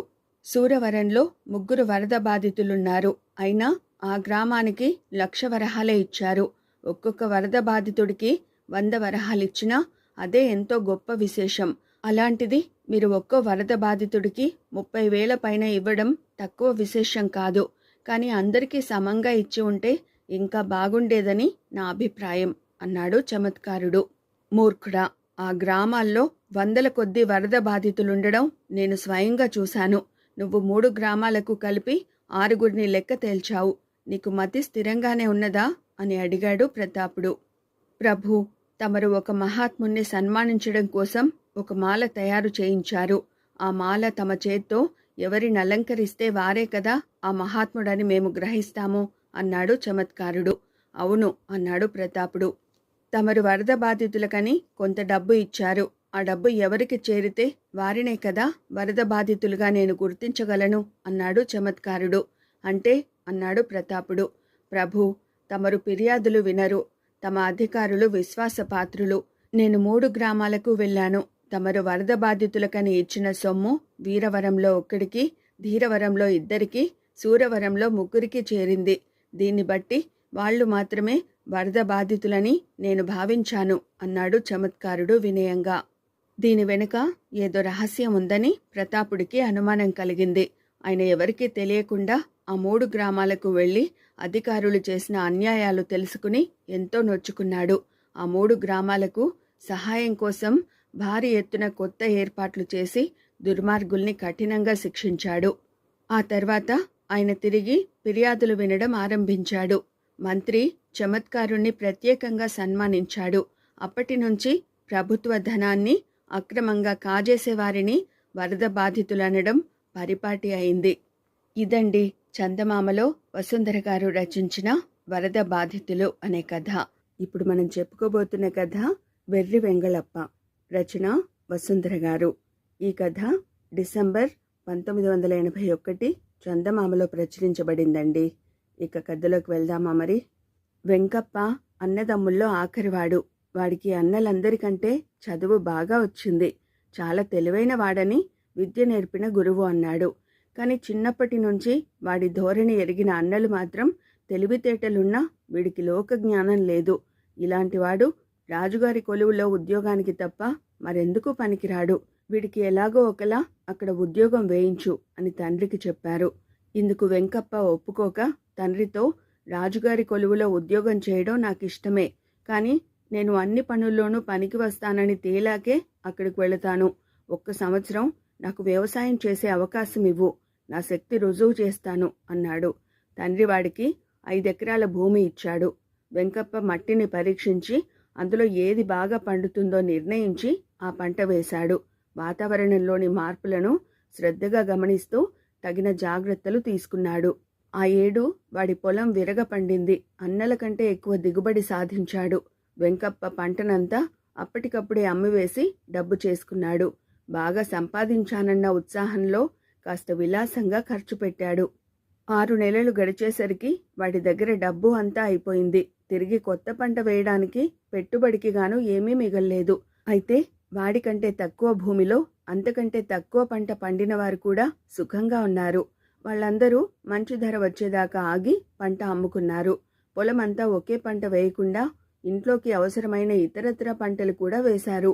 వెంకప్ప మొత్తం అంతా అమ్మివేయడం వల్ల తనకు కావలసిన తిండి గింజలు కూడా తను అమ్మిన దానికి రెట్టింపు ధరకు కొనుక్కోవలసి వచ్చింది. వీడు వెర్రి వెంగళప్ప అని ముందే చెప్పాం. తొందరగా వీడికి ఉద్యోగం వేయించు అని అన్నలు తండ్రిని హెచ్చరించారు.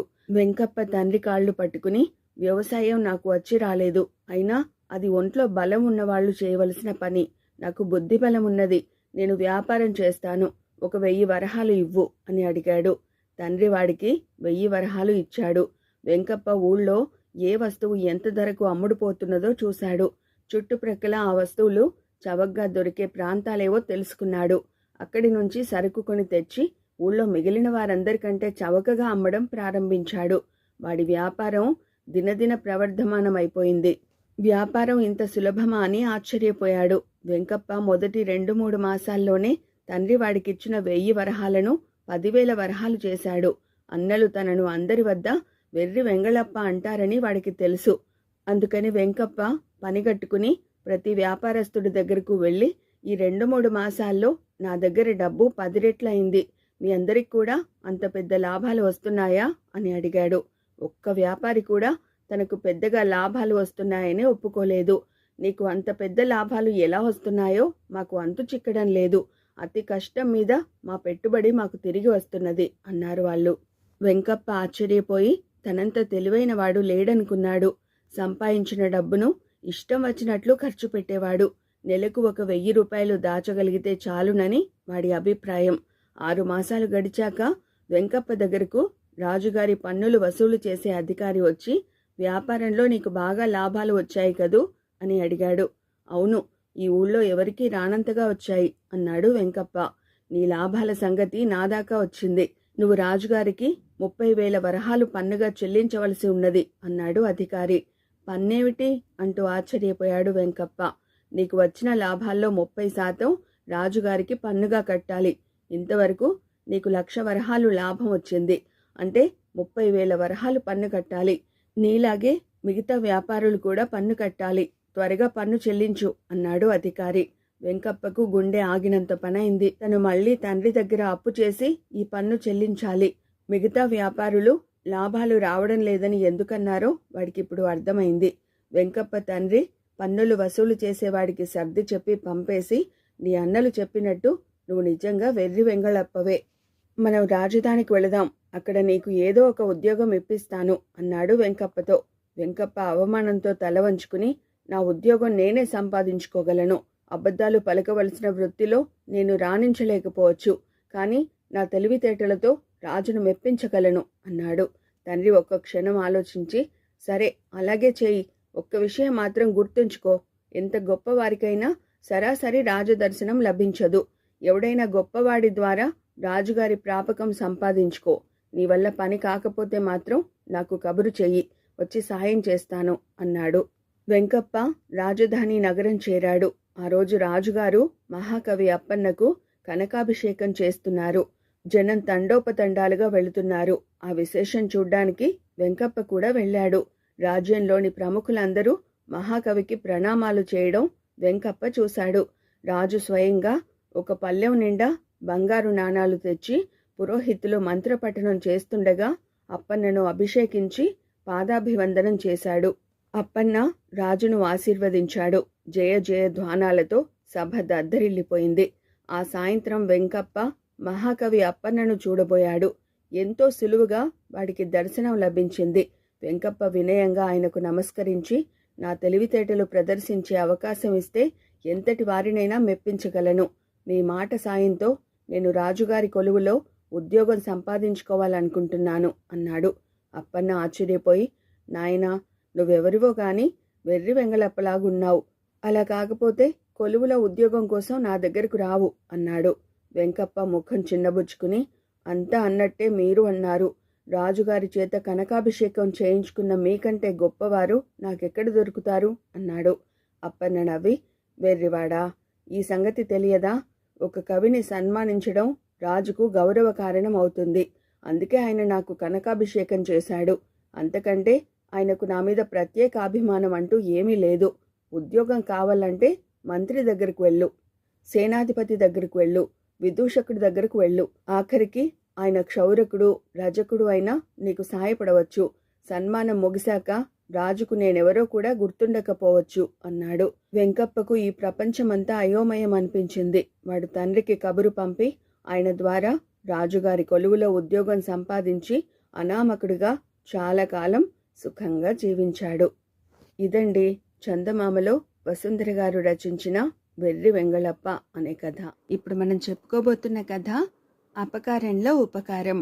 రచన వసుంధర గారు. ఈ కథ ఏప్రిల్ 2000వ సంవత్సరం చందమామలో ప్రచురించబడిందండి. ఇక కథలోకి వెళ్దామా మరి. ఒకానొకప్పుడు భువనగిరిని హేమశంకరుడనే రాజు ఏలుతుండేవాడు. పరిపాలనా దక్షతతో పాటు కళాపోషణలో కూడా ఆయన పేరు పడ్డాడు. ప్రతి సంవత్సరం హేమశంకరుడు కొద్ది రోజుల పాటు కొత్త ప్రదేశంలో రాజ్య వ్యవహారాలకు దూరంగా రాణితో గడిపి వచ్చేవాడు. ఆ సమయంలో రాజు రాణి ప్రకృతి దృశ్యాలను తప్ప వేటిని పట్టించుకునేవారు కాదు. ఆ విధంగా ఒకసారి రాజు రాణి అరుణాచలం అనే ఊరు వెళ్లారు. అది 2 కొండల నడుమ ఉన్నది. ఎంతో మందికి ఆ ప్రాంతం గురించి తెలియదు, కానీ ప్రకృతి సౌందర్యంలో ప్రత్యేకత ఉన్న ఊరది. అక్కడ కొత్త రకం చెట్లున్నాయి. కనీ విని ఎరుగని రంగురంగుల పూలున్నాయి. ఊరుకు అందాన్నివ్వడానికా అన్నట్లు వంపులు తిరిగి ప్రవహించే సెలయేరున్నది. ఆ సెలయేట్లో వెండి బంగారాల్లా మెరిసే చేపలున్నవి. ఇవన్నీ చాలవన్నట్లు ఏటా ఒకానొక ఋతువులో ఎక్కడి నుంచో వివిధ జాతుల పక్షులు వలసకు వచ్చి కొంతకాలం ఉండి వెళ్ళిపోతాయి. ఆ ఊరెంత బాగుంటుందంటే ఆ పక్షులక్కడ వాలితేనే అందమనిపిస్తుంది. హేమశంకరుడు అరుణాచలం చేరిన 2 రోజులకు వలస పక్షులు వచ్చాయి. రాజు రాణి ఆ ఊరి అద్భుత సౌందర్యానికి మురిసిపోయారు. రాణికైతే శాశ్వతంగా అక్కడే ఉండిపోవాలనిపించింది. వాళ్ళు అనుకున్న దానికన్నా మరికొద్ది రోజులు అక్కడ గడిపి రాజధానికి వెళ్ళిపోయారు. రాజధాని చేరిన రోజునే శంకరుడు తన కొలువులో పనిచేస్తున్న చపలుని పిలిచి వాడికి బంగారు నాణాలు బహూకరించాడు. ఈ చపలుడు రాజుకెంతో ఇష్టుడు. ఆయనకు నచ్చే మాటలు చెప్పడంలో అఖండుడు. వాడు అరుణాచలంలో పుట్టి పెరిగి పెద్దవాడై ఆ తర్వాత పొట్ట చేత పట్టుకుని వచ్చి భువనగిరిలో స్థిరపడ్డాడు. వాడు చెప్పడం వల్లనే రాజు ఈ పర్యాయం అరుణాచలం వెళ్ళాడు. చపలుణ్ణి సన్మానించడంతో ఆగక రాజు అరుణాచలం గురించి ప్రతి ఒక్కరి వద్ద చెప్పసాగాడు. ఆ సంవత్సరం వలస పక్షులింకా ఎగిరిపోకుండానే మరెందరో అరుణాచలం వెళ్ళి వచ్చారు. కొన్నాళ్ళు గడిచాయి. ఒక రోజున హేమశంకరుడు చపలుడితో ఇష్టాగోష్ఠి చేస్తూ, తలుచుకున్నప్పుడల్లా అరుణాచల శోభ నా మనసును పరవశింపజేస్తున్నది. నీకు ఏమైనా కోరిక ఉంటే చెప్పు అన్నాడు. చపలుడు వెంటనే, ప్రభు, అరుణాచలంలో మరొక గొప్పతనం ఉన్నది. ఆ ఊరు సరస్వతి ప్రసన్నం. అక్కడికి వెళితే చాలు మనిషిలో కవిత్వం పుట్టుకొస్తుంది. అరుణాచలం వెళ్ళి వచ్చిన సామాన్యులందరినీ పిలిచి ఒకచోట సమావేశపరచండి. వారిని పోటీపడి కవిత్వం చెప్పమనండి. ఉత్తమ కవిని సన్మానించండి అన్నాడు. నీ కోరిక సమంజసంగా ఉన్నది అని రాజు చపలుని మెచ్చుకున్నాడు. చపలుడు ఈ విధంగా కోరడానికి కారణమున్నది. చాలా కాలంగా వాడికి తన కవిత్వం 10 మందికి వినిపించాలని ఉన్నది. తను రాసిన కొన్ని కవితలను వాడు లోగడ ఒకసారి ఆస్థాన కవి చతురమతికి వినిపించాడు. ఆయన అవి విన్నాక వాడితో, నువ్వు చాలా తెలివైన వాడివని చాలామంది అనుకుంటున్నారు. ఈ కవితలు వింటే అందరూ నవ్వుతారు. రాజు విన్నాడంటే నిన్ను వేళాకోళం చేస్తాడు. నీ కవితలు నిన్ను చిన్నబుచ్చుతాయి అని హెచ్చరించాడు. తన కవితలు బాగుంటాయని చపలుడి నమ్మకం. ఆస్థాన కవి తనంటే అసూయపడ్డాడని వాడి అనుమానం. కానీ ఆయన మాటల్లో నిజముంటే తనకు రాజు ప్రాపకం పోతుందని భయపడ్డాడు. అయితే అప్పటి నుంచి మంచి అవకాశం కోసం ఎదురు చూస్తున్నాడు. ఇప్పుడది రాగానే ఇలా ఉపయోగించుకున్నాడు.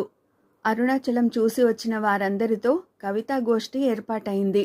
అది వినడానికి ఎందరో శ్రోతలు ఉత్సాహంగా వచ్చారు. ఉత్తమ కవికి 10,000 వరహాలు బహుమానం. పోటీలో గతంలోనే కవులుగా ప్రసిద్ధులైన వారు పాల్గొనకూడదు. కవిత్వం అరుణాచలం శోభ గురించే చెప్పాలి. అప్పటికే కవులైన వారు పాల్గొనకూడదన్న నియమం ఉండడంతో కవులు కాని వారందరికీ ఆశ పుట్టింది. ఆ విధంగా అరుణాచలం చూసి వచ్చిన వారందరూ ముందుకు వచ్చారు. పోటీ ప్రారంభానికి ముందు రాజు ఆస్థాన కవి చతురమతిని న్యాయ నిర్ణేతగా ప్రకటించాడు. దీనికి చపలుడు అభ్యంతరం చెబుతూ, ప్రభు, చతురమతి మహాపండితుడు. జీవితమంతా కావ్యాలతో గడుపుతున్నవాడు. సామాన్యుల కవిత్వంలో గుణదోషాలెన్నడం ఆయనకు సాధ్యం కాదు. ఎందువల్లనంటే ఏ కవిత ఆయనకు నచ్చకపోవచ్చు. తమరు అరుణాచలం చూసి వచ్చారు. కవిత్వంలో ప్రవేశమున్నవారు. తమరే ఈ పోటీకి న్యాయ నిర్ణేతగా వ్యవహరించడం సమంజసం అన్నాడు. హేమశంకరుడు తటపటాయించాడు. కానీ చతురమతి కూడా చపలుణ్ణి బలపరచడంతో అంగీకరించక తప్పలేదు. పోటీ ప్రారంభమైంది. అందరూ ఆశ్చర్యపడే విధంగా ఎందరో సామాన్యులు అరుణాచలంపై చక్కని కవితలు వినిపించారు. ఆ పోటీలో చపలుడు కూడా పాల్గొని తన కవితలు చదివాడు. అందరూ తమ తమ కవితలను వినిపించడం అయ్యాక చతురమతి, ప్రభు, నాదొక చిన్న మనవి. మనమందరం ఇప్పుడెన్నో చక్కని కవితలు విన్నాం. అరుణాచల సందర్శనం వల్ల కవులు కాని వారందరూ కవులవుతారని రుజువైంది. అయితే దర్శన మాత్రానికే కవిత్వం పుట్టుకొస్తుంటే అరుణాచలంలో పుట్టి పెరిగిన వారికి నరనరాల్లోనూ కవిత్వమే ప్రవహించాలి. అటువంటి వారికి పోటీలో పాల్గొనే అర్హత ఉండకూడదు. కారణం, లోగడే కవులైన వారిందులో పాల్గొనరాదు కదా అన్నాడు. పోటీలో పాల్గొన్న వారిలో అరుణాచలంలో పుట్టి పెరిగినవాడు చపలుడొక్కడే. హేమశంకరుడి నిర్ణయాన్ని ఆమోదించడంతో చపలుడింకేమీ మాట్లాడలేకపోయాడు. పోటీ ముగిసింది. ఉత్తమ కవికేగాక అర్థవంతమైన కవితలు వినిపించిన మరికొందరికి కూడా రాజు తగిన బహుమతులిచ్చి పంపాడు. చపలుడికి ఆస్థాన కవి చతురమతి మీద ఆగ్రహం కలిగింది. ఒకప్పుడాయన తన కవితలు వింటే నలుగురు నవ్వుతారని, తనకు కవిత్వం రాదని అన్నాడు. ఈరోజు కవిత్వం నరనరాల ప్రవహిస్తున్నది కాబట్టి పోటీలో పాల్గొనే అర్హత లేదన్నాడు. ఈ విషయం రాజుకు చెబితే చతురమతిని క్షమించడు సరికదా, శిక్షించే అవకాశం కూడా ఉన్నది. ఇలా ఆలోచించివాడు రాజును కలుసుకుందామని అనుకుంటుండగా వాడికి రాజు నుంచే పిలుపు వచ్చింది. వాడు వెంటనే వెళ్ళాడు. హేమశంకరుడు వాణ్ణి చూస్తూనే, ప్రియ వాక్యాలతో నువ్వు నన్నే మెప్పించగలవనుకున్నాను. మన కొలువులో నీకింకా మంచి మిత్రులున్నట్లు తెలియదు. ముఖ్యంగా మన ఆస్థాన కవి చతురమతికి నీకు ఇంత స్నేహభావం ఉన్నదని నేనెరగను. ఆ స్నేహభావమే ఈరోజు నన్నొక ధర్మ సంకటం నుంచి కాపాడింది అన్నాడు. రాజు వ్యంగ్యంగా మాట్లాడుతున్నాడా అనిపించింది చపలుడికి. లేకుంటే తనకు అపకారం తలపెట్టిన చతురమతికి తన పట్ల స్నేహభావమా? హేమశంకరుడు చెప్పుకుపోసాగాడు. ఒంటికి అత్తరు పూసుకుంటే పరిమళం 1 రోజు లేదా 2 రోజులుంటుంది. పూల సహజ పరిమళమే చెట్టు నుంచి వేరైన కాసేపటికి మటుమాయం. అరుణాచల విషయంలోనూ అంతే. నువ్వు అక్కడే పుట్టి పెరిగి ఉండొచ్చు, కానీ అక్కడికి వెళ్ళి చాలా కాలమైంది. ఇటీవలనే అరుణాచలం చూసి వచ్చిన వారందరి కవిత్వంలోనూ ఎంతో కొంత పరిమళం ఉంది. ఎప్పుడో చూసిన కారణంగా నీ కవిత్వంలో బొత్తిగా పసలేదు. నీకు బహుమతి ఇవ్వాలంటే ఉత్తమ కవికి అన్యాయం చేయడమే అవుతుంది. అందువల్ల నిన్ను పోటీ నుంచి తెలివిగా తప్పించిన చతురమతి నన్ను ధర్మ సంకటం నుంచి కాపాడాడు అన్నాడు. దీంతో చపలుడికి తన కవిత్వపు స్థాయి అర్థమైంది. చతురమతి కారణంగా తనకు బహుమతి రాకపోవడం అపకారమే అయినా తమ అసమర్థత తెలియని అసమర్థులను పోటీ నుంచి తప్పించడం వాళ్లకు అపకారంలో ఉపకారం కాగలదని అసమర్థులందరూ తెలుసుకోవడం మంచిదే గదా అనుకున్నాడు చపలుడు. ఇదండి అపకారంలో ఉపకారమనే చందమామ కథ. రచన వసుంధర గారు. ఇప్పుడు మనం చెప్పుకోబోతున్న కథ ఈశ్వరమ్మ తర్కం. రచన వసుంధర గారు. ఈ కథ జూలై 1993 చందమామలో ప్రచురించబడిందండి. ఇక కథలోకి వెళ్దామా మరి? మునిపల్లె గ్రామంలో ఉండే ముత్యాలయ్య చాలా సరదా అయిన మనిషి. కబుర్లు బాగా చెబుతాడు, అందరికీ సాయం చేస్తాడు. అయితే పెళ్ళయ్యాక అన్నీ మానుకోవలసి వచ్చింది.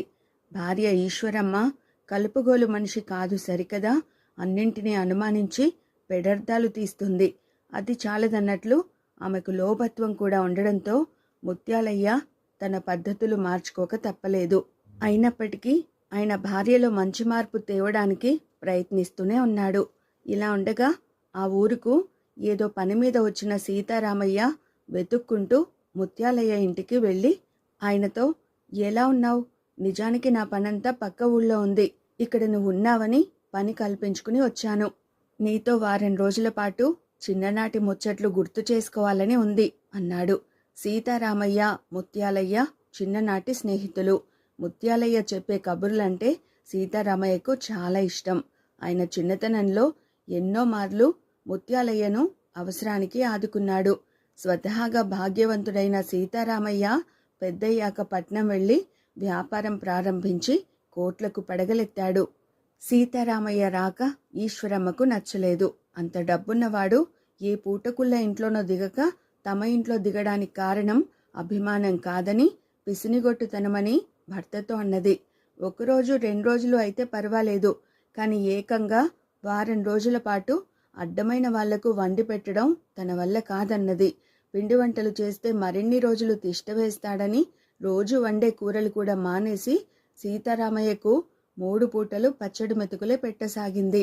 ఇవేమీ సీతారామయ్య పట్టించుకోనే లేదు. ఆయన రోజంతా బయట తిరిగి పనులు చూసుకునేవాడు. సాయంత్రానికి ఇంటికొచ్చాక మిత్రులిద్దరూ అర్ధరాత్రి దాకా ఎడతెరిపి లేకుండా ఒకటే కబుర్లు చెప్పుకునేవారు. వాళ్ల వికవికలు పకపకలు చూసి మనసులోనే విపరీతంగా విసుక్కునేది ఈశ్వరమ్మ.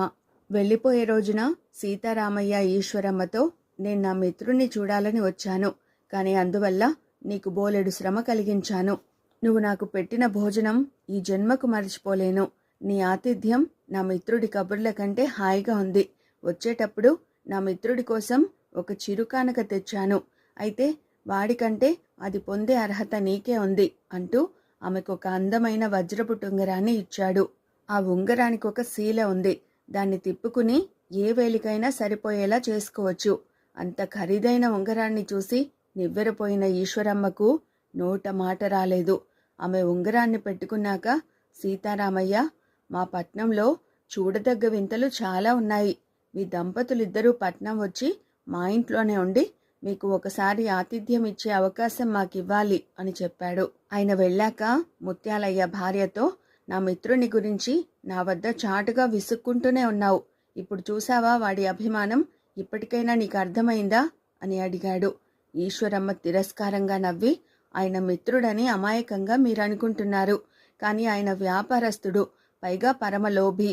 పక్క ఊళ్ళో భాగ్యవంతులు వచ్చి ఉండేందుకు ఇంద్రభవనం లాంటి వసతి గృహం ఉంది. అందులో ఉంటే మీ మిత్రుడికి చాలా డబ్బే ఖర్చయ్యేది. అందుకని ఆయన తెలివిగా మన ఇంటికి వచ్చి మకాం పెట్టి పైసా ఖర్చు లేకుండా తన పనులు పూర్తి చేసుకున్నాడు. ఆయన వజ్రపు ఉంగరాన్ని మనకు కానుకగా ఇచ్చారని మీరనుకుంటున్నారు. అయితే దాన్ని మన ఆతిథ్యానికి వెలకట్టి ఇచ్చాడాయన అన్నది. ఆమెకెంత చెప్పినా ప్రయోజనం ఉండదని ఊరుకున్నాడు ముత్యాలయ్య. ఆ తర్వాత కొంతకాలానికి ఈశ్వరమ్మకు జబ్బు చేసింది. వైద్యుడు వైద్యం చేశాక జబ్బు తగ్గింది, కానీ ఇది మళ్ళీ తిరగబెట్టవచ్చు. పట్నంలో ఉమానందుడనే వైద్యుడు ఉన్నాడు, మీరు ఆయనను సంప్రదించండి అని సలహా ఇచ్చాడు. పోనీలే, ఈ విధంగానైనా ఒకసారి మనం పట్నం వెళ్ళి నా మిత్రుడింట్లో 4 రోజులుండి రావచ్చు అన్నాడు ముత్యాలయ్య ఉత్సాహంగా. మీ మిత్రుడి సంగతి మరచిపోండి, మనమే పూటకుళ్ళ ఇంట్లోనైనా ఉండి పని చూసుకుని వచ్చేద్దాం అన్నది ఈశ్వరమ్మ. అయ్యో, వాడు మనను ఆహ్వానించాడన్న విషయం మర్చిపోయావా అన్నాడు ముత్యాలయ్య బాధగా. ఆయన ఎందుకు ఆహ్వానించాడనుకుంటున్నారు? తను మనకు వజ్రపు ఉంగరాన్ని ఇచ్చాడు కదా, అంతటి విలువగలదేమైనా రాబట్టుకోవాలని ఆయన తాపత్రయం. తను భాగ్యవంతుడు కాబట్టి వారం రోజుల భోజనానికి వజ్రపు ఉంగరాన్ని ఇవ్వగలడు. మనకంత తాహతు లేదు. ఆయన ఇంట్లో దిగితే అంత విలువైన కానుక ఇవ్వాలి. అది మన వల్ల కాదు కాబట్టి మనకు తగ్గ చోట ఏ పూటకుళ్ళ ఇంట్లోనైనా ఉందాం అన్నది ఈశ్వరమ్మ. ముత్యాలయ్యకు భార్య మాటలు నచ్చలేదు, కానీ చేసేది లేక ఊరుకున్నాడు. ఆ విధంగా ఇద్దరు పట్నం వెళ్ళి పూటకుళ్ళ ఇంట్లో బస చేసి 4 రోజులుండి వైద్యుడు ఉమానందుడితో పని పూర్తి చేసుకున్నారు. ఆ సమయంలోనే పట్నంలోని వింతలు విశేషాలు కూడా చూశారు. తిరిగి మునిపల్లె చేరుకున్నాక ముత్యాలయ్య భార్యతో, చూసావా, పట్నంలో మనకు 200 వరహాలు ఖర్చయింది. నా మిత్రుడు సీతారామయ్య ఇంట్లో దిగి ఉంటే వాడికి మంచి కానుక ఇచ్చి ఉండేవాళ్ళం. నీ మూర్ఖత్వం వల్ల నేను నా మిత్రుడికి దూరం కావలసి వచ్చింది. ఉమానందుడికి నా మిత్రుడు బాగా తెలిసినట. వాణ్ణి వెంటబెట్టుకు వెళితే నిన్ను మరింత శ్రద్ధగా పరీక్ష చేసేవాడని నా నమ్మకం. ఏమైతేనేం ఉమానందుడి ద్వారా వాడికి మనం వచ్చి వెళ్ళినట్లు తెలిసే ఉంటుంది. ఎంత నొచ్చుకున్నాడో ఏమో అన్నాడు. అందుకు ఈశ్వరమ్మ, ఇంటికి అతిథులు రానందుకు ఎవరైనా సంతోషిస్తారు తప్ప నొచ్చుకోరు. మనం వాళ్ళ ఇంటికి వెళితే ఆయన మళ్ళీ మన ఇంటికి రావాలి. ఒకసారి కానుక పేరు చెప్పి వజ్రపు ఉంగరం ఇచ్చాక రెండోసారి అంతకంటే తక్కువదిస్తే బాగుండదు కదా. అందువల్ల మీ మిత్రుడు కూడా మన సంబంధం ఇలా తెగిపోతేనే సంతోషిస్తాడు అని జవాబిచ్చింది. సీతారామయ్య చిన్నప్పటి నుంచి తెలుసు నాకు. ఏ ఊరెళ్ళినా ఇష్టులకు కానుకలు తీసుకుని వెళ్ళడం వాడి అలవాటు. నీకెలా చెప్పాలో నాకు అర్థం కావడం లేదు అని బాధపడ్డాడు ముత్యాలయ్య. ఆ తర్వాత కొంతకాలానికి సీతారామయ్య అటుగా వచ్చి పొరుగురి వసతి భవనంలో దిగినట్టు ముత్యాలయ్యకు తెలిసింది. ఆయన ఎంతో నొచ్చుకుని మిత్రుని కలుసుకోవాలనుకున్నాడు. కానీ ఈశ్వరమ్మ అందుకు ఒప్పుకోక, అంతా నేను చెప్పినట్లే జరిగింది, మీ మిత్రుడి బుద్ధి బయటపడింది కదా, ఇక ఊరుకోండి అన్నది. అయితే 4 రోజుల తర్వాత సీతారామయ్య వాళ్ళ ఇంటికి వచ్చేసరికి ఈశ్వరమ్మ ఆశ్చర్యపోయింది. సీతారామయ్య మిత్రుడి మీద నిష్ఠురం వేసి, మీరు పట్నం వచ్చి కూడా మా ఇంటికి రాకపోవడం నాకెంతో బాధనిపించింది అని ఈశ్వరమ్మతో, వీడెలాగూ బుద్ధిలేని గాడిదే, నువ్వైనా నచ్చచెప్పి ఉండాల్సింది. ఏది ఏమైనా మీ వరస నాకు నచ్చక ఈసారి మీ ఇంటికి రాలేదు, అర్థమైందా అన్నాడు. మామూలుగా అయితే మీ ఇంటికి వచ్చేవాళ్ళం, నాకు అనారోగ్యంగా ఉందప్పుడు, అందుకని మొహమాట పడ్డాం అన్నది ఈశ్వరమ్మ సంజాయిషిగా. మాటలతో సంజాయిషి ఇచ్చి లాభం లేదు. మరొకసారి పనిగట్టుకుని పట్నం వచ్చి మా ఇంట్లో కనీసం 10 రోజులుండి వెళ్ళండి, అప్పుడే నేను మిమ్మల్ని క్షమిస్తాను, అర్థమైందా అన్నాడు సీతారామయ్య తల ఆడిస్తూ. ముత్యాలయ్య, ఈశ్వరమ్మ సరేనన్నట్లు తలలూపారు. అప్పుడు సీతారామయ్య నవ్వి, ఇంతకు నేను మీతో దెబ్బలాడ్డానికి వచ్చాననుకుంటున్నారా? ఇటువైపు వస్తున్నాను కదా, నా మిత్రుడి కోసం ఈ చిరుకానుక తెచ్చాను అంటూ ముత్యాలయ్యకు ఒక విలువైన వజ్రపు టుంగరాన్నిచ్చి వెళ్ళిపోయాడు. ఈశ్వరమ్మ తెల్లబోయింది. కానుక ఇవ్వాల్సి ఉంటుందని తను పట్నం వెళ్ళినా సీతారామయ్య ఇంట్లో దిగలేదు. తమ ఇంట్లో దిగకపోయినా కానుక ఇచ్చి వెళ్ళాడు సీతారామయ్య. కానుకలు వ్యాపారం కాదు, అవి అభిమానం, ఆప్యాయతలకు నిదర్శనాలు.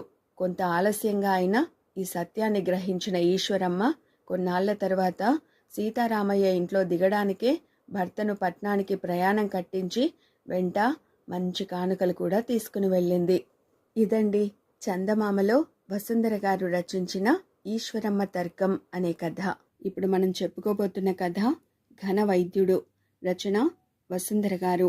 ఈ కథ జూలై 1993 చందమామలో ప్రచురించబడిందండి.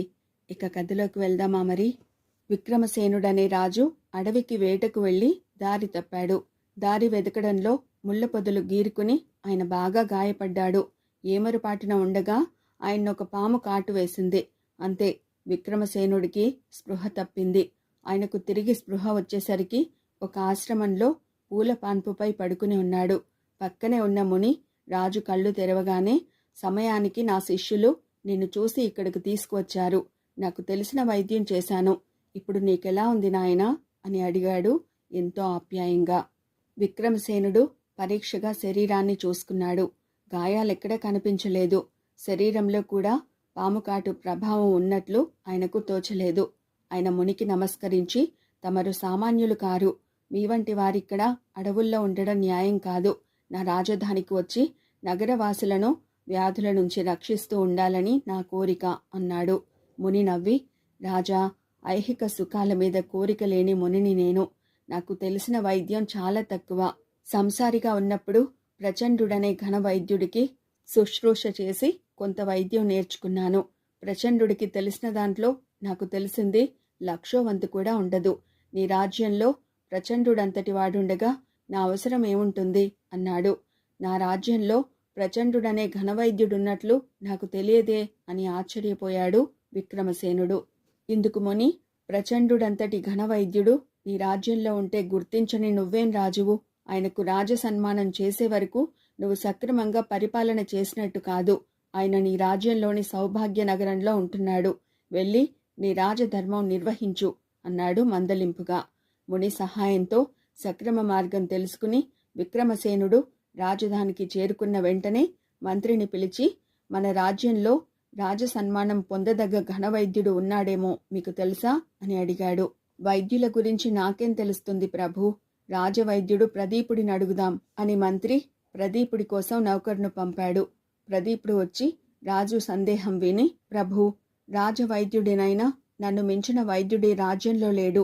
నాకు ఘనంగా రాజ సన్మానం చేయించమని నోరు విప్పి అడగడానికి నాకు సిగ్గు మొహమాటం ఎక్కువగా అడ్డు వస్తున్నాయి అన్నాడు. అయితే సౌభాగ్య నగరంలోని ప్రచండుడనే వైద్యుడి సంగతి నీకు తెలియనే తెలియదా అని అడిగాడు విక్రమసేనుడు. ప్రచండుడి పేరు వింటూనే ప్రదీపుడి ముఖం అదోలా అయిపోయింది. అతడు అయిష్టంగా ముఖం పెట్టి, ప్రచండుడి పేరు విన్నాను ప్రభు. ఆయన చేత వైద్యం చేయించుకోవడానికి భాగ్యవంతులు బిచ్చగాళ్ళు కావాలట అన్నాడు. ఇది విని విక్రమసేనుడు ఆశ్చర్యపడి, ఈ విషయం మీకెవరు చెప్పారు అని ప్రశ్నించాడు. ఆ మధ్య సౌభాగ్య నగరంలోని కుమారగుప్తుడనే భాగ్యవంతుడు ఇక్కడికి వచ్చాడు. ఆయన నాకు స్నేహితుడు. ఆయన ద్వారా నాకు ఈ విషయం తెలిసింది. వైద్యుడికి ఆశ ఉండడంలో అంతగా తప్పు లేదు. అత్యాశ ఉంటే మాత్రం అది తప్పకుండా అమానుషం అనిపించుకుంటుంది అన్నాడు ప్రదీపుడు. ప్రదీపుణ్ణి పంపించేశాక విక్రమసేనుడు మంత్రితో అసంతృప్తిగా, నేను ప్రచండుని గురించి చాలా గొప్పగా విన్నాను. చెప్పినవాడు కూడా సామాన్యుడు కాదు, మహాముని. అయితే ప్రదీపుడు సాటి వైద్యుడి పట్ల అసూయ ఉన్నప్పటికీ కూడా మహారాజునైన నాతో కల్పించి అబద్ధం చెప్పేటంత సాహసం చేస్తాడనుకోను అన్నాడు. దానికి మంత్రి, మీ సందేహం తీరాలంటే కుమారగుప్తుడినే కలుసుకోవాలి. అయితే తమరు మహారాజులా వెళితే అతడు నిర్భయంగా నిజం చెప్పలేడు. మనం మారువేషాల్లో ఆ నగరానికి వెళ్ళి నిజం తెలుసుకుందాం. మహాముని అబద్ధమాడాడు. మన రాజవైద్యుడు ప్రదీపుడే తెలివిగా అబద్ధం చెప్పాడని నాకు తోస్తున్నది అన్నాడు. రాజు, మంత్రి మారువేషాలలో సౌభాగ్యనగరం వెళ్లారు. అక్కడ ప్రచండుడికి పెద్ద పేరున్నట్లు వారికి తోచలేదు. కుమారగుప్తుడిని కలుసుకుంటే ఆయన ప్రదీపుడికి చెప్పినదే చెప్పాడు. అప్పుడు మంత్రి, అయ్యా, ప్రచండుడు ఘన వైద్యుడని అడవుల్లోని మునులు కూడా చెబుతున్నారట. క్షమించండి, తమరాయనను గురించి ఇలా దుష్ప్రచారం చేయడానికి ఆయన పట్ల తమకున్న వ్యక్తిగతమైన శత్రుత్వం ఏదైనా కారణమా అని అడిగాడు. దానికి కుమారగుప్తుడు నవ్వి, నాకు ప్రచండుడంటే కిట్టని మాట నిజమే, కానీ ఆయనను గురించి నేనన్నది నా అభిప్రాయం కాదు. ప్రచండుడి ప్రాణమిత్రుడైన పరాంకుశుడనే కవిది. కావాలంటే మీరు వెళ్ళి ఆయన్ని అడగండి అన్నాడు. రాజు, మంత్రి పరాంకుశుణ్ణి కలుసుకుని కుమారగుప్తుడి మాటలు నిజమేనని గ్రహించాక, రాజు, ప్రచండుడు ఘనవైద్యుడే కావచ్చు, కానీ రాజ సన్మానానికి అర్హమైన మంచితనం ఆయనలో లోపించడం దురదృష్టం అంటూ బాధపడ్డాడు. పరాంకుశుడి మాటలకు ఆశ్చర్యపడి, నేను ఆయన వైద్యం గొప్పతనం గురించే కాక మంచితనం గురించి కూడా అందరికీ అర్థం కావాలని చమత్కారంగా చెప్పిన మాట మీకిలా అర్థమైంది. ప్రచండుడికి ఆశ అన్నదే లేదు. మానవ సేవయే మాధవ సేవ అని నమ్మి పేదవాళ్లకు, బిచ్చగాళ్లకు మాత్రమే వైద్యం చేస్తుంటాడు. అందువల్లనే ఆయనకు రావలసినంత ప్రసిద్ధి రాలేదు. ఏ భాగ్యవంతుడైనా ఆయన చేత వైద్యం చేయించుకోవాలంటే బిచ్చగాడి వేషం వేయక తప్పదని నా అభిప్రాయం అన్నాడు. రాజు విక్రమసేనుడి సందేహం తీరిపోయింది. ఏ మాటనైనా వెంటనే నమ్మకూడదని, ముఖ్యంగా కవులు చమత్కార ప్రియులు గనుక వాళ్ళనే మాటల్లో మరొక అర్థం కూడా ఉన్నదేమో అని తెలుసుకునేందుకు ప్రయత్నించాలని ఆయన గ్రహించాడు.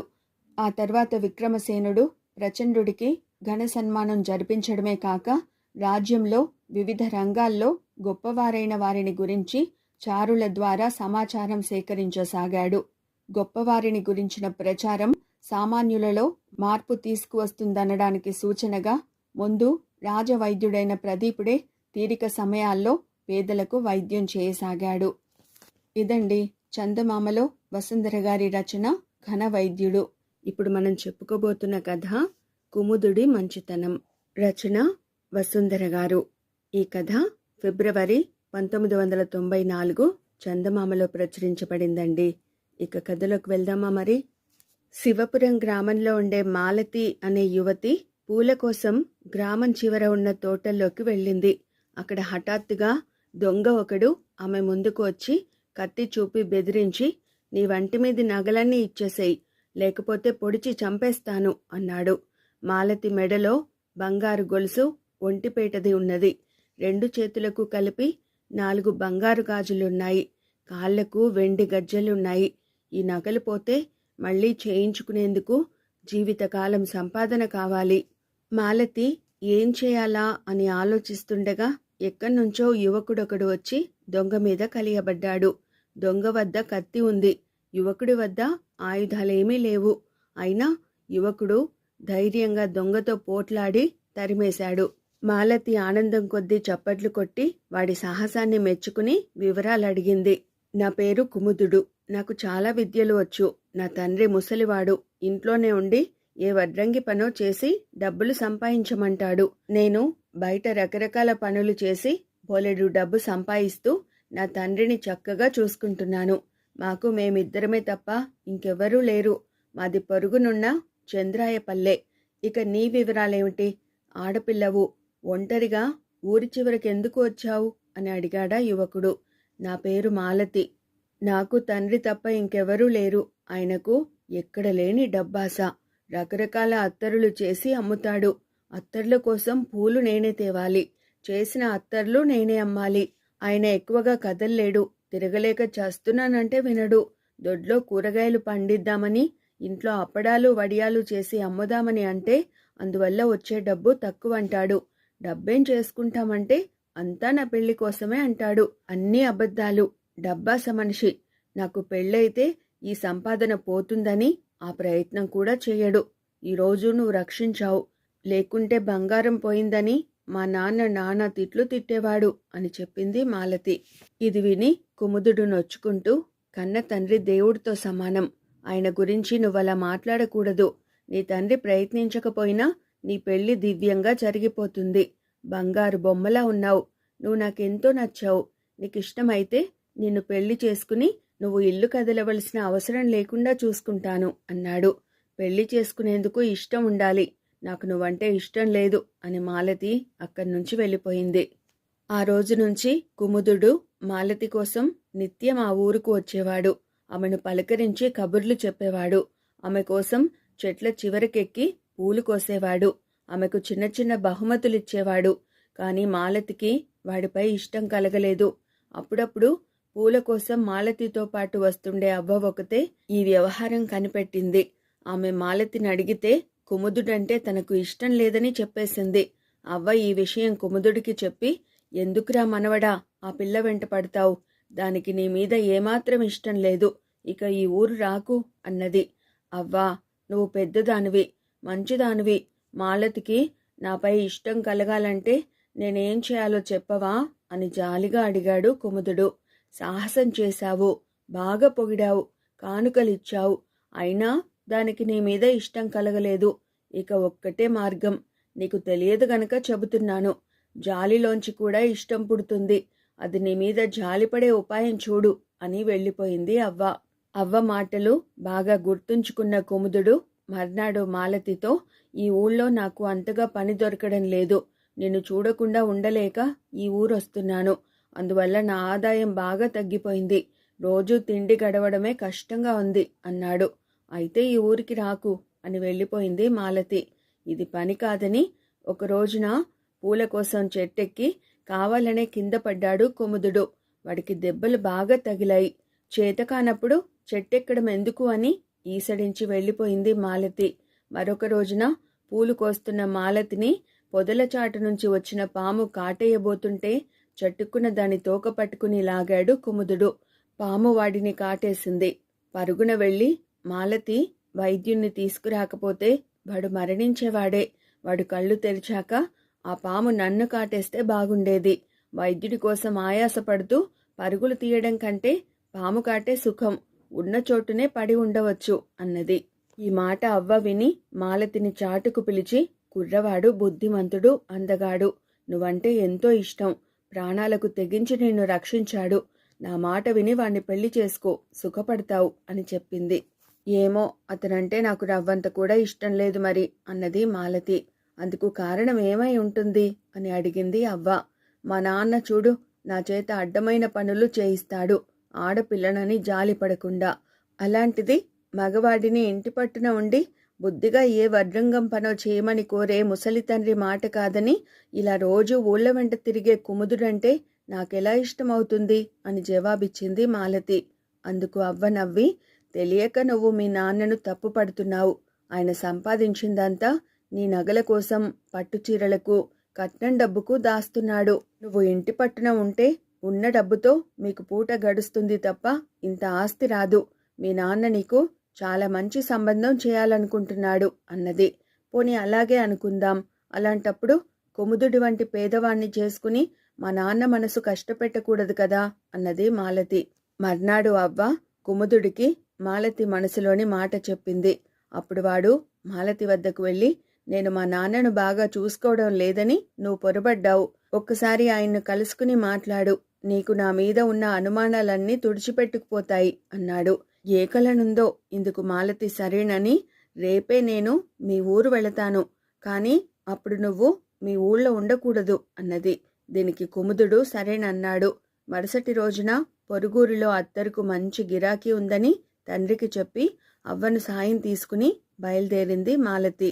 ఇద్దరూ కలిసి వెళ్ళి చూస్తే కుముదుడి ఇల్లు ఇంద్రభవనంలాగుంది. అందులో మహారాజులా వెలిగిపోతున్న ఒక ముసలాయనే కుముదుడి తండ్రి. ఇంట్లో అన్ని అవసరాలు చూడ్డానికి ఒక వంట మనిషి, పనివాడు ఉన్నారు. ఇది చూసి మాలతి ఆశ్చర్యపడుతూ ముసలాయన్ని పలకరించి తను తెచ్చిన అత్తరు గురించి చెప్పి, ఇంట్లో ఇంకెవరూ లేరా అని అడిగింది.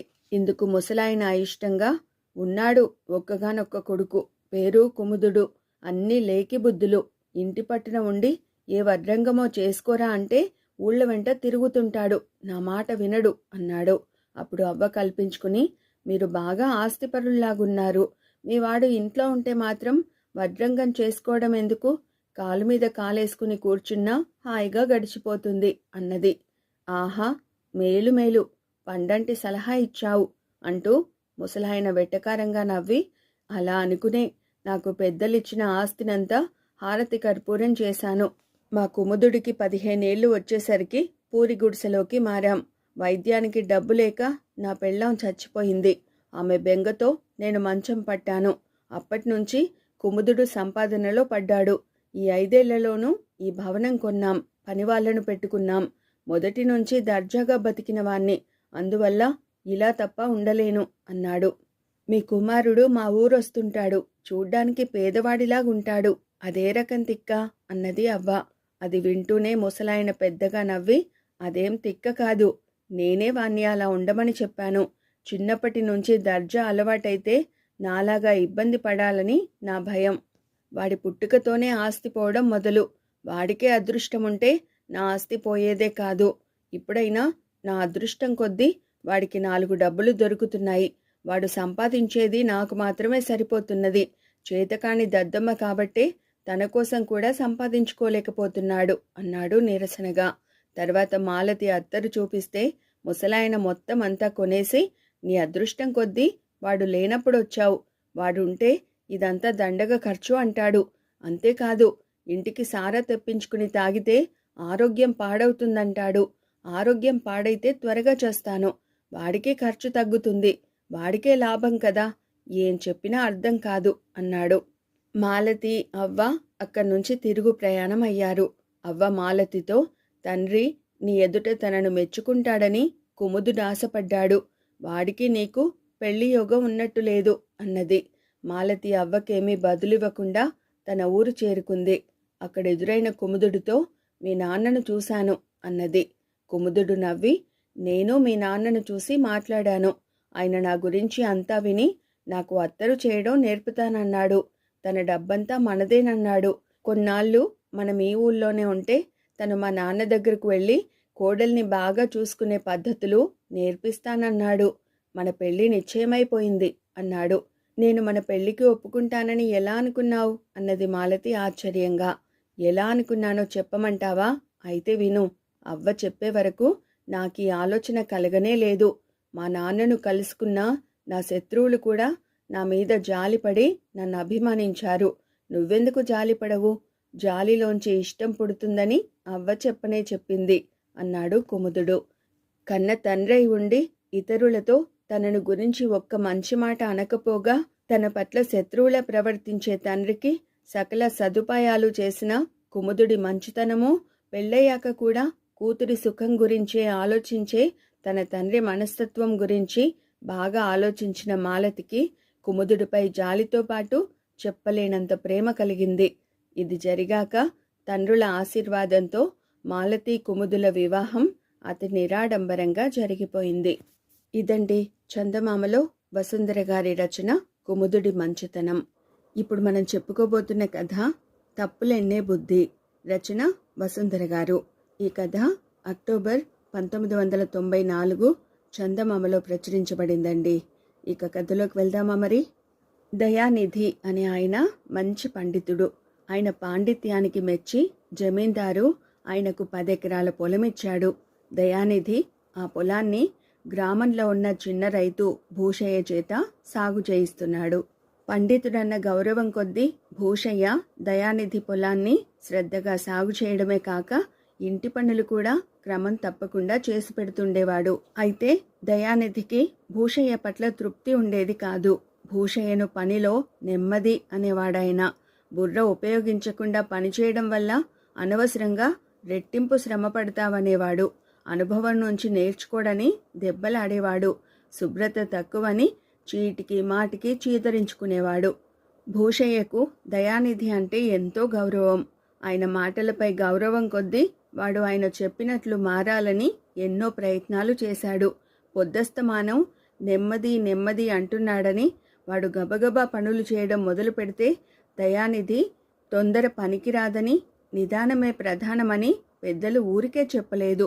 అవతల ఆటగుర్రానికి అలంకరణ చెయ్యాలనా ఈ తొందర అంటూ గట్టిగా మందలించాడు. ఒకసారి దయానిధి వాడిని చేదతో నీళ్లు తోడమన్నాడు. నీళ్లు తోడి గుండిగా నింపాలంటే చేతులు పడిపోతాయి, బోలెడు సమయమూ వృధా అవుతుంది.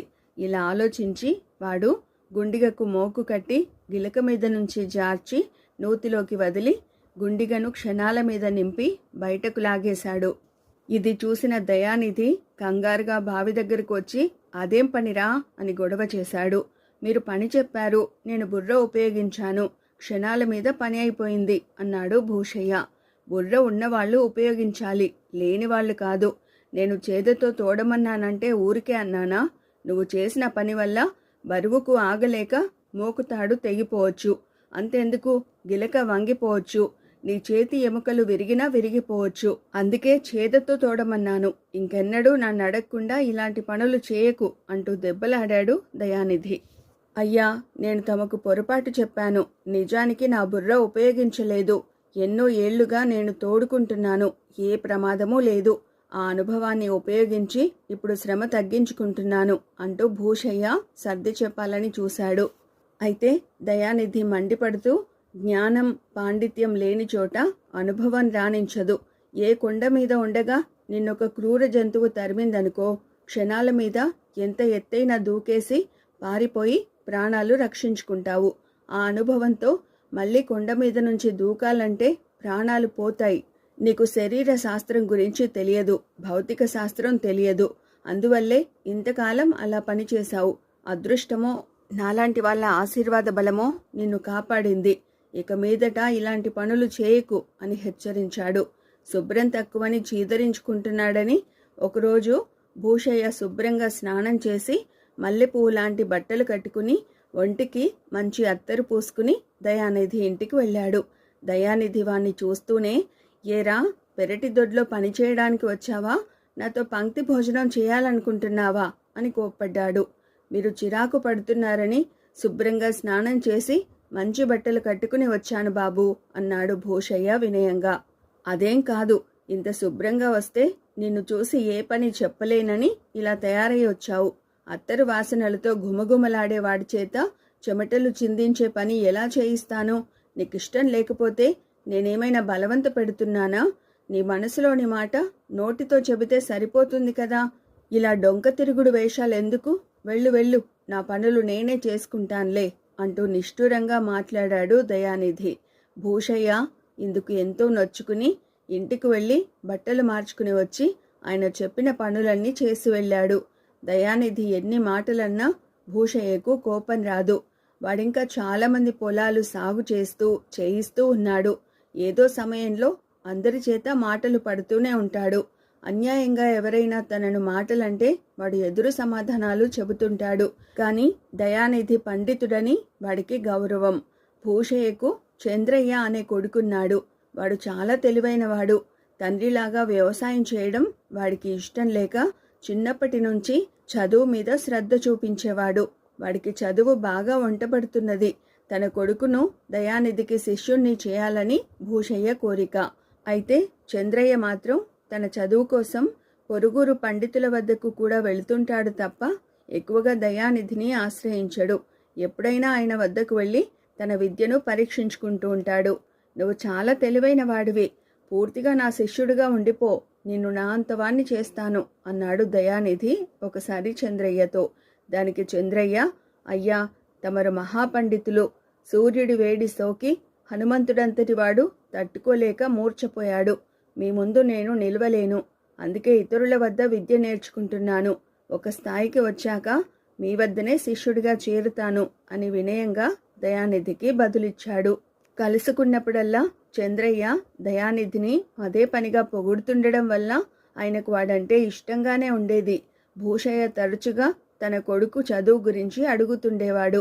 మీ వాడికి చదువు బాగా వస్తుంది, కానీ వాడికి మర్యాద తెలియదు. నన్ను చూడవచ్చినప్పుడల్లా నాకు నమస్కారం చేయాలని వాడికి తోచడం లేదు అన్నాడు దయానిధి. అయ్యా, తమరు పెద్దలు, మర్యాద తెలియకపోతే వాడికి తమరే నేర్పాలి అన్నాడు భూషయ్య. పండితులు అడిగి నమస్కారం పెట్టించుకోరు. పెద్దలను కలిసినప్పుడు నమస్కారం పెట్టి పలకరించాలని వాడికి చాలాసార్లు చెప్పాను.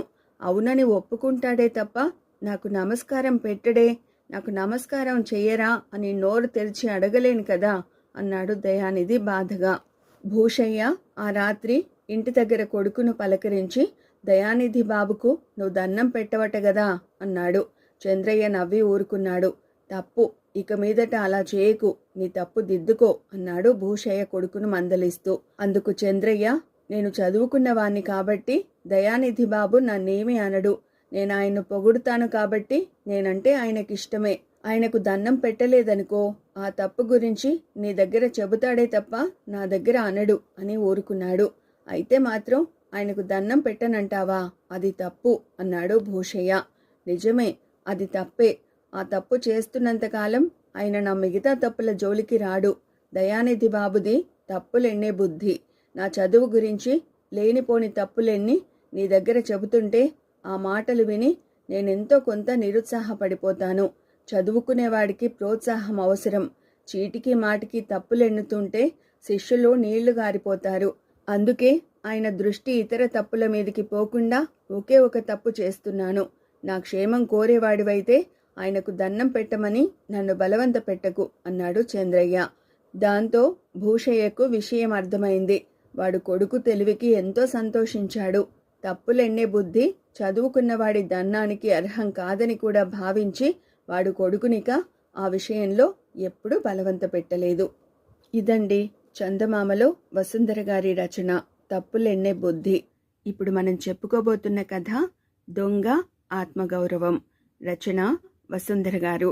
ఈ కథ సెప్టెంబర్ 2000వ సంవత్సరం చందమామలో ప్రచురించబడిందండి. ఇక కథలోకి వెళ్దామా మరి? కాయ కష్టం చేసుకుని బ్రతికే వెంకన్నకు తాగుడు, జూదం అలవాటయ్యాయి. అప్పటి నుంచి వాడు సంపాదించిన డబ్బంతా చెడు అలవాట్లకే ఖర్చు చేసేవాడు. వాడి భార్య బిడ్డలు తిండికి లేక మలమల మాడుతున్నారు. అయినా వాడు పట్టించుకోలేదు. ఇలా ఉండగా ఒక రోజున వెంకన్నకు జ్వరం వచ్చింది.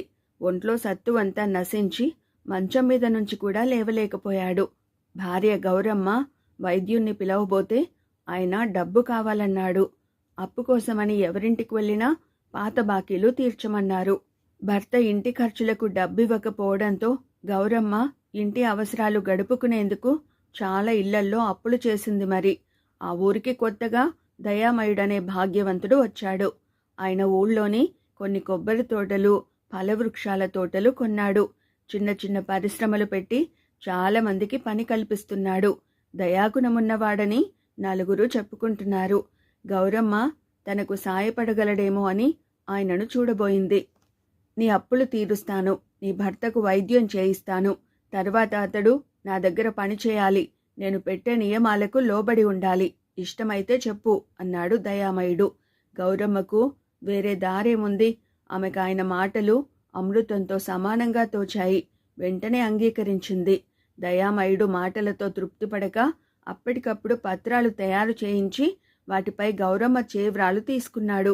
తర్వాత తన మనుషులను పంపి వెంకన్నను తన ఇంటి ఆవరణలోని వైద్యశాలలో చేర్చి సరైన వైద్యం చేయించాడు. వెంకన్నకు 4 రోజుల్లో పూర్తిగా నయమై మామూలు మనిషి అయ్యాడు. అతడు దయామయుడికి దండం పెట్టి కృతజ్ఞతలు చెప్పి సెలవు తీసుకోబోయాడు. ఎక్కడికి వెళతావు?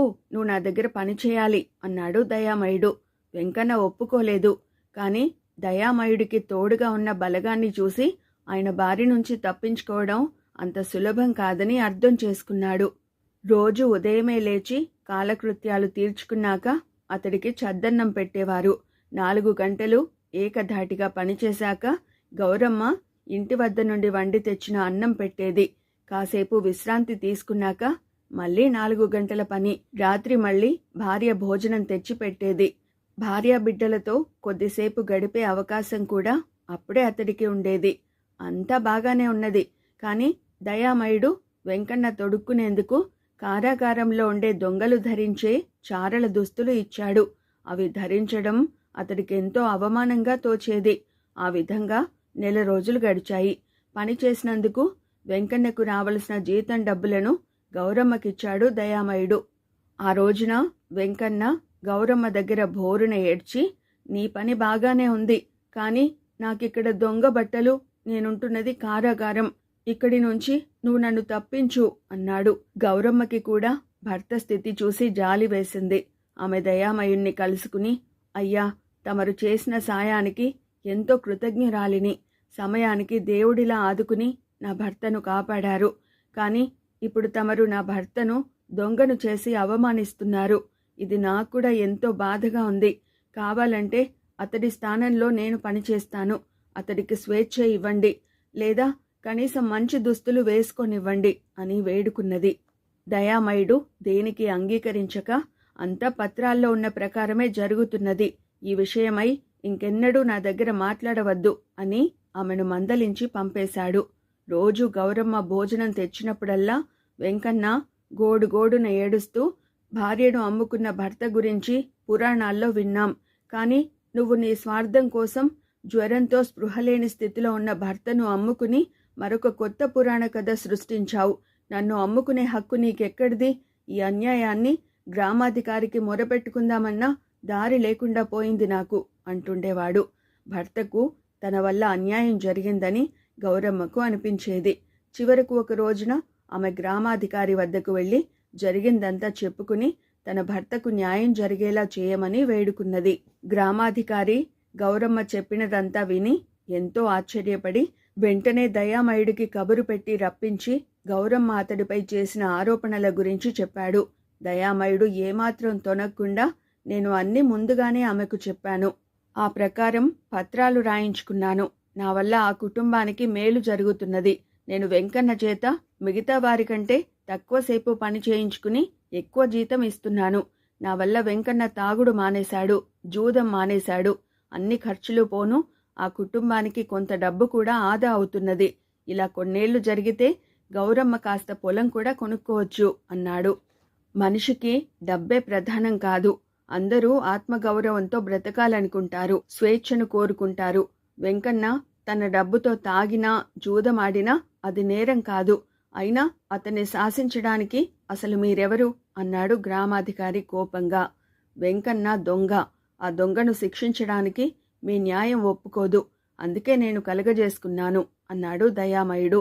వెంకన్న దొంగతనం చేసినట్టు రుజువు చేయండి, వెంటనే నేనే అతన్ని కారాగారంలో ఉంచుతాను అన్నాడు గ్రామాధికారి కాస్త చిరాగ్గా. అయితే వినండి, మన సమాజంలో ప్రతి పౌరుడికి కొన్ని బాధ్యతలున్నాయి. తల్లిదండ్రులను, భార్యాబిడ్డలను పోషించడం కూడా వాటిల్లో ఒకటి. ఆ బాధ్యతను సక్రమంగా నిర్వర్తించిన వాడికే తన డబ్బును ఇష్టం వచ్చినట్లు ఖర్చు పెట్టుకునే స్వేచ్ఛ ఉంటుంది. వెంకన్న తన భార్యాబిడ్డలను పోషించాల్సిన డబ్బును కూడా సొంతానికే వాడుకోవడం వల్ల దొంగ అయ్యాడు. ఆ దొంగను గౌరమ్మ నాకు అప్పచెప్పింది. అతన్ని తగిన కట్టుబాట్లలో ఉంచి మామూలు మనిషిని చేసి ఆస్తిపరుణ్ణి చేయడమే నా ఆశయం. భార్యాబిడ్డలు మలమల మాడుతుంటే తాగుడు జూదాలకు బానిస అయిన వాడికి ఆత్మగౌరవమేమిటి అన్నాడు దయామయుడు. అప్పటికి విషయం గ్రామాధికారికే కాదు, గౌరమ్మకు అర్థమైంది. ఆమె దయామయుడికి చేతులెత్తి నమస్కరించి తప్పుగా అర్థం చేసుకున్నందుకు క్షమించమని కోరింది. భార్య ద్వారా అసలు విషయం తెలుసుకున్న వెంకన్న, అవును, నేను దొంగనే, దయామయుడు నాకు తగిన మర్యాదే చేశాడు అన్నాడు. ఆ తర్వాత అతడిలో చాలా త్వరగా మార్పు వచ్చింది. ఏడాది తిరగకుండా దయామయుడు అతన్ని పనిలో ఉంచుకున్నాడు. కానీ ఇంటికి వెళ్ళి మామూలు దుస్తులు వేసుకునే స్వేచ్ఛను ప్రసాదించాడు. వెంకన్న మళ్ళీ వ్యసనాల జోలికి పోలేదు. ఇదండి చందమామలో వసుంధర గారి రచన దొంగ ఆత్మగౌరవం అనే కథ. మరో మంచి కథతో మళ్ళీ కలుసుకుందామండి. Thank you.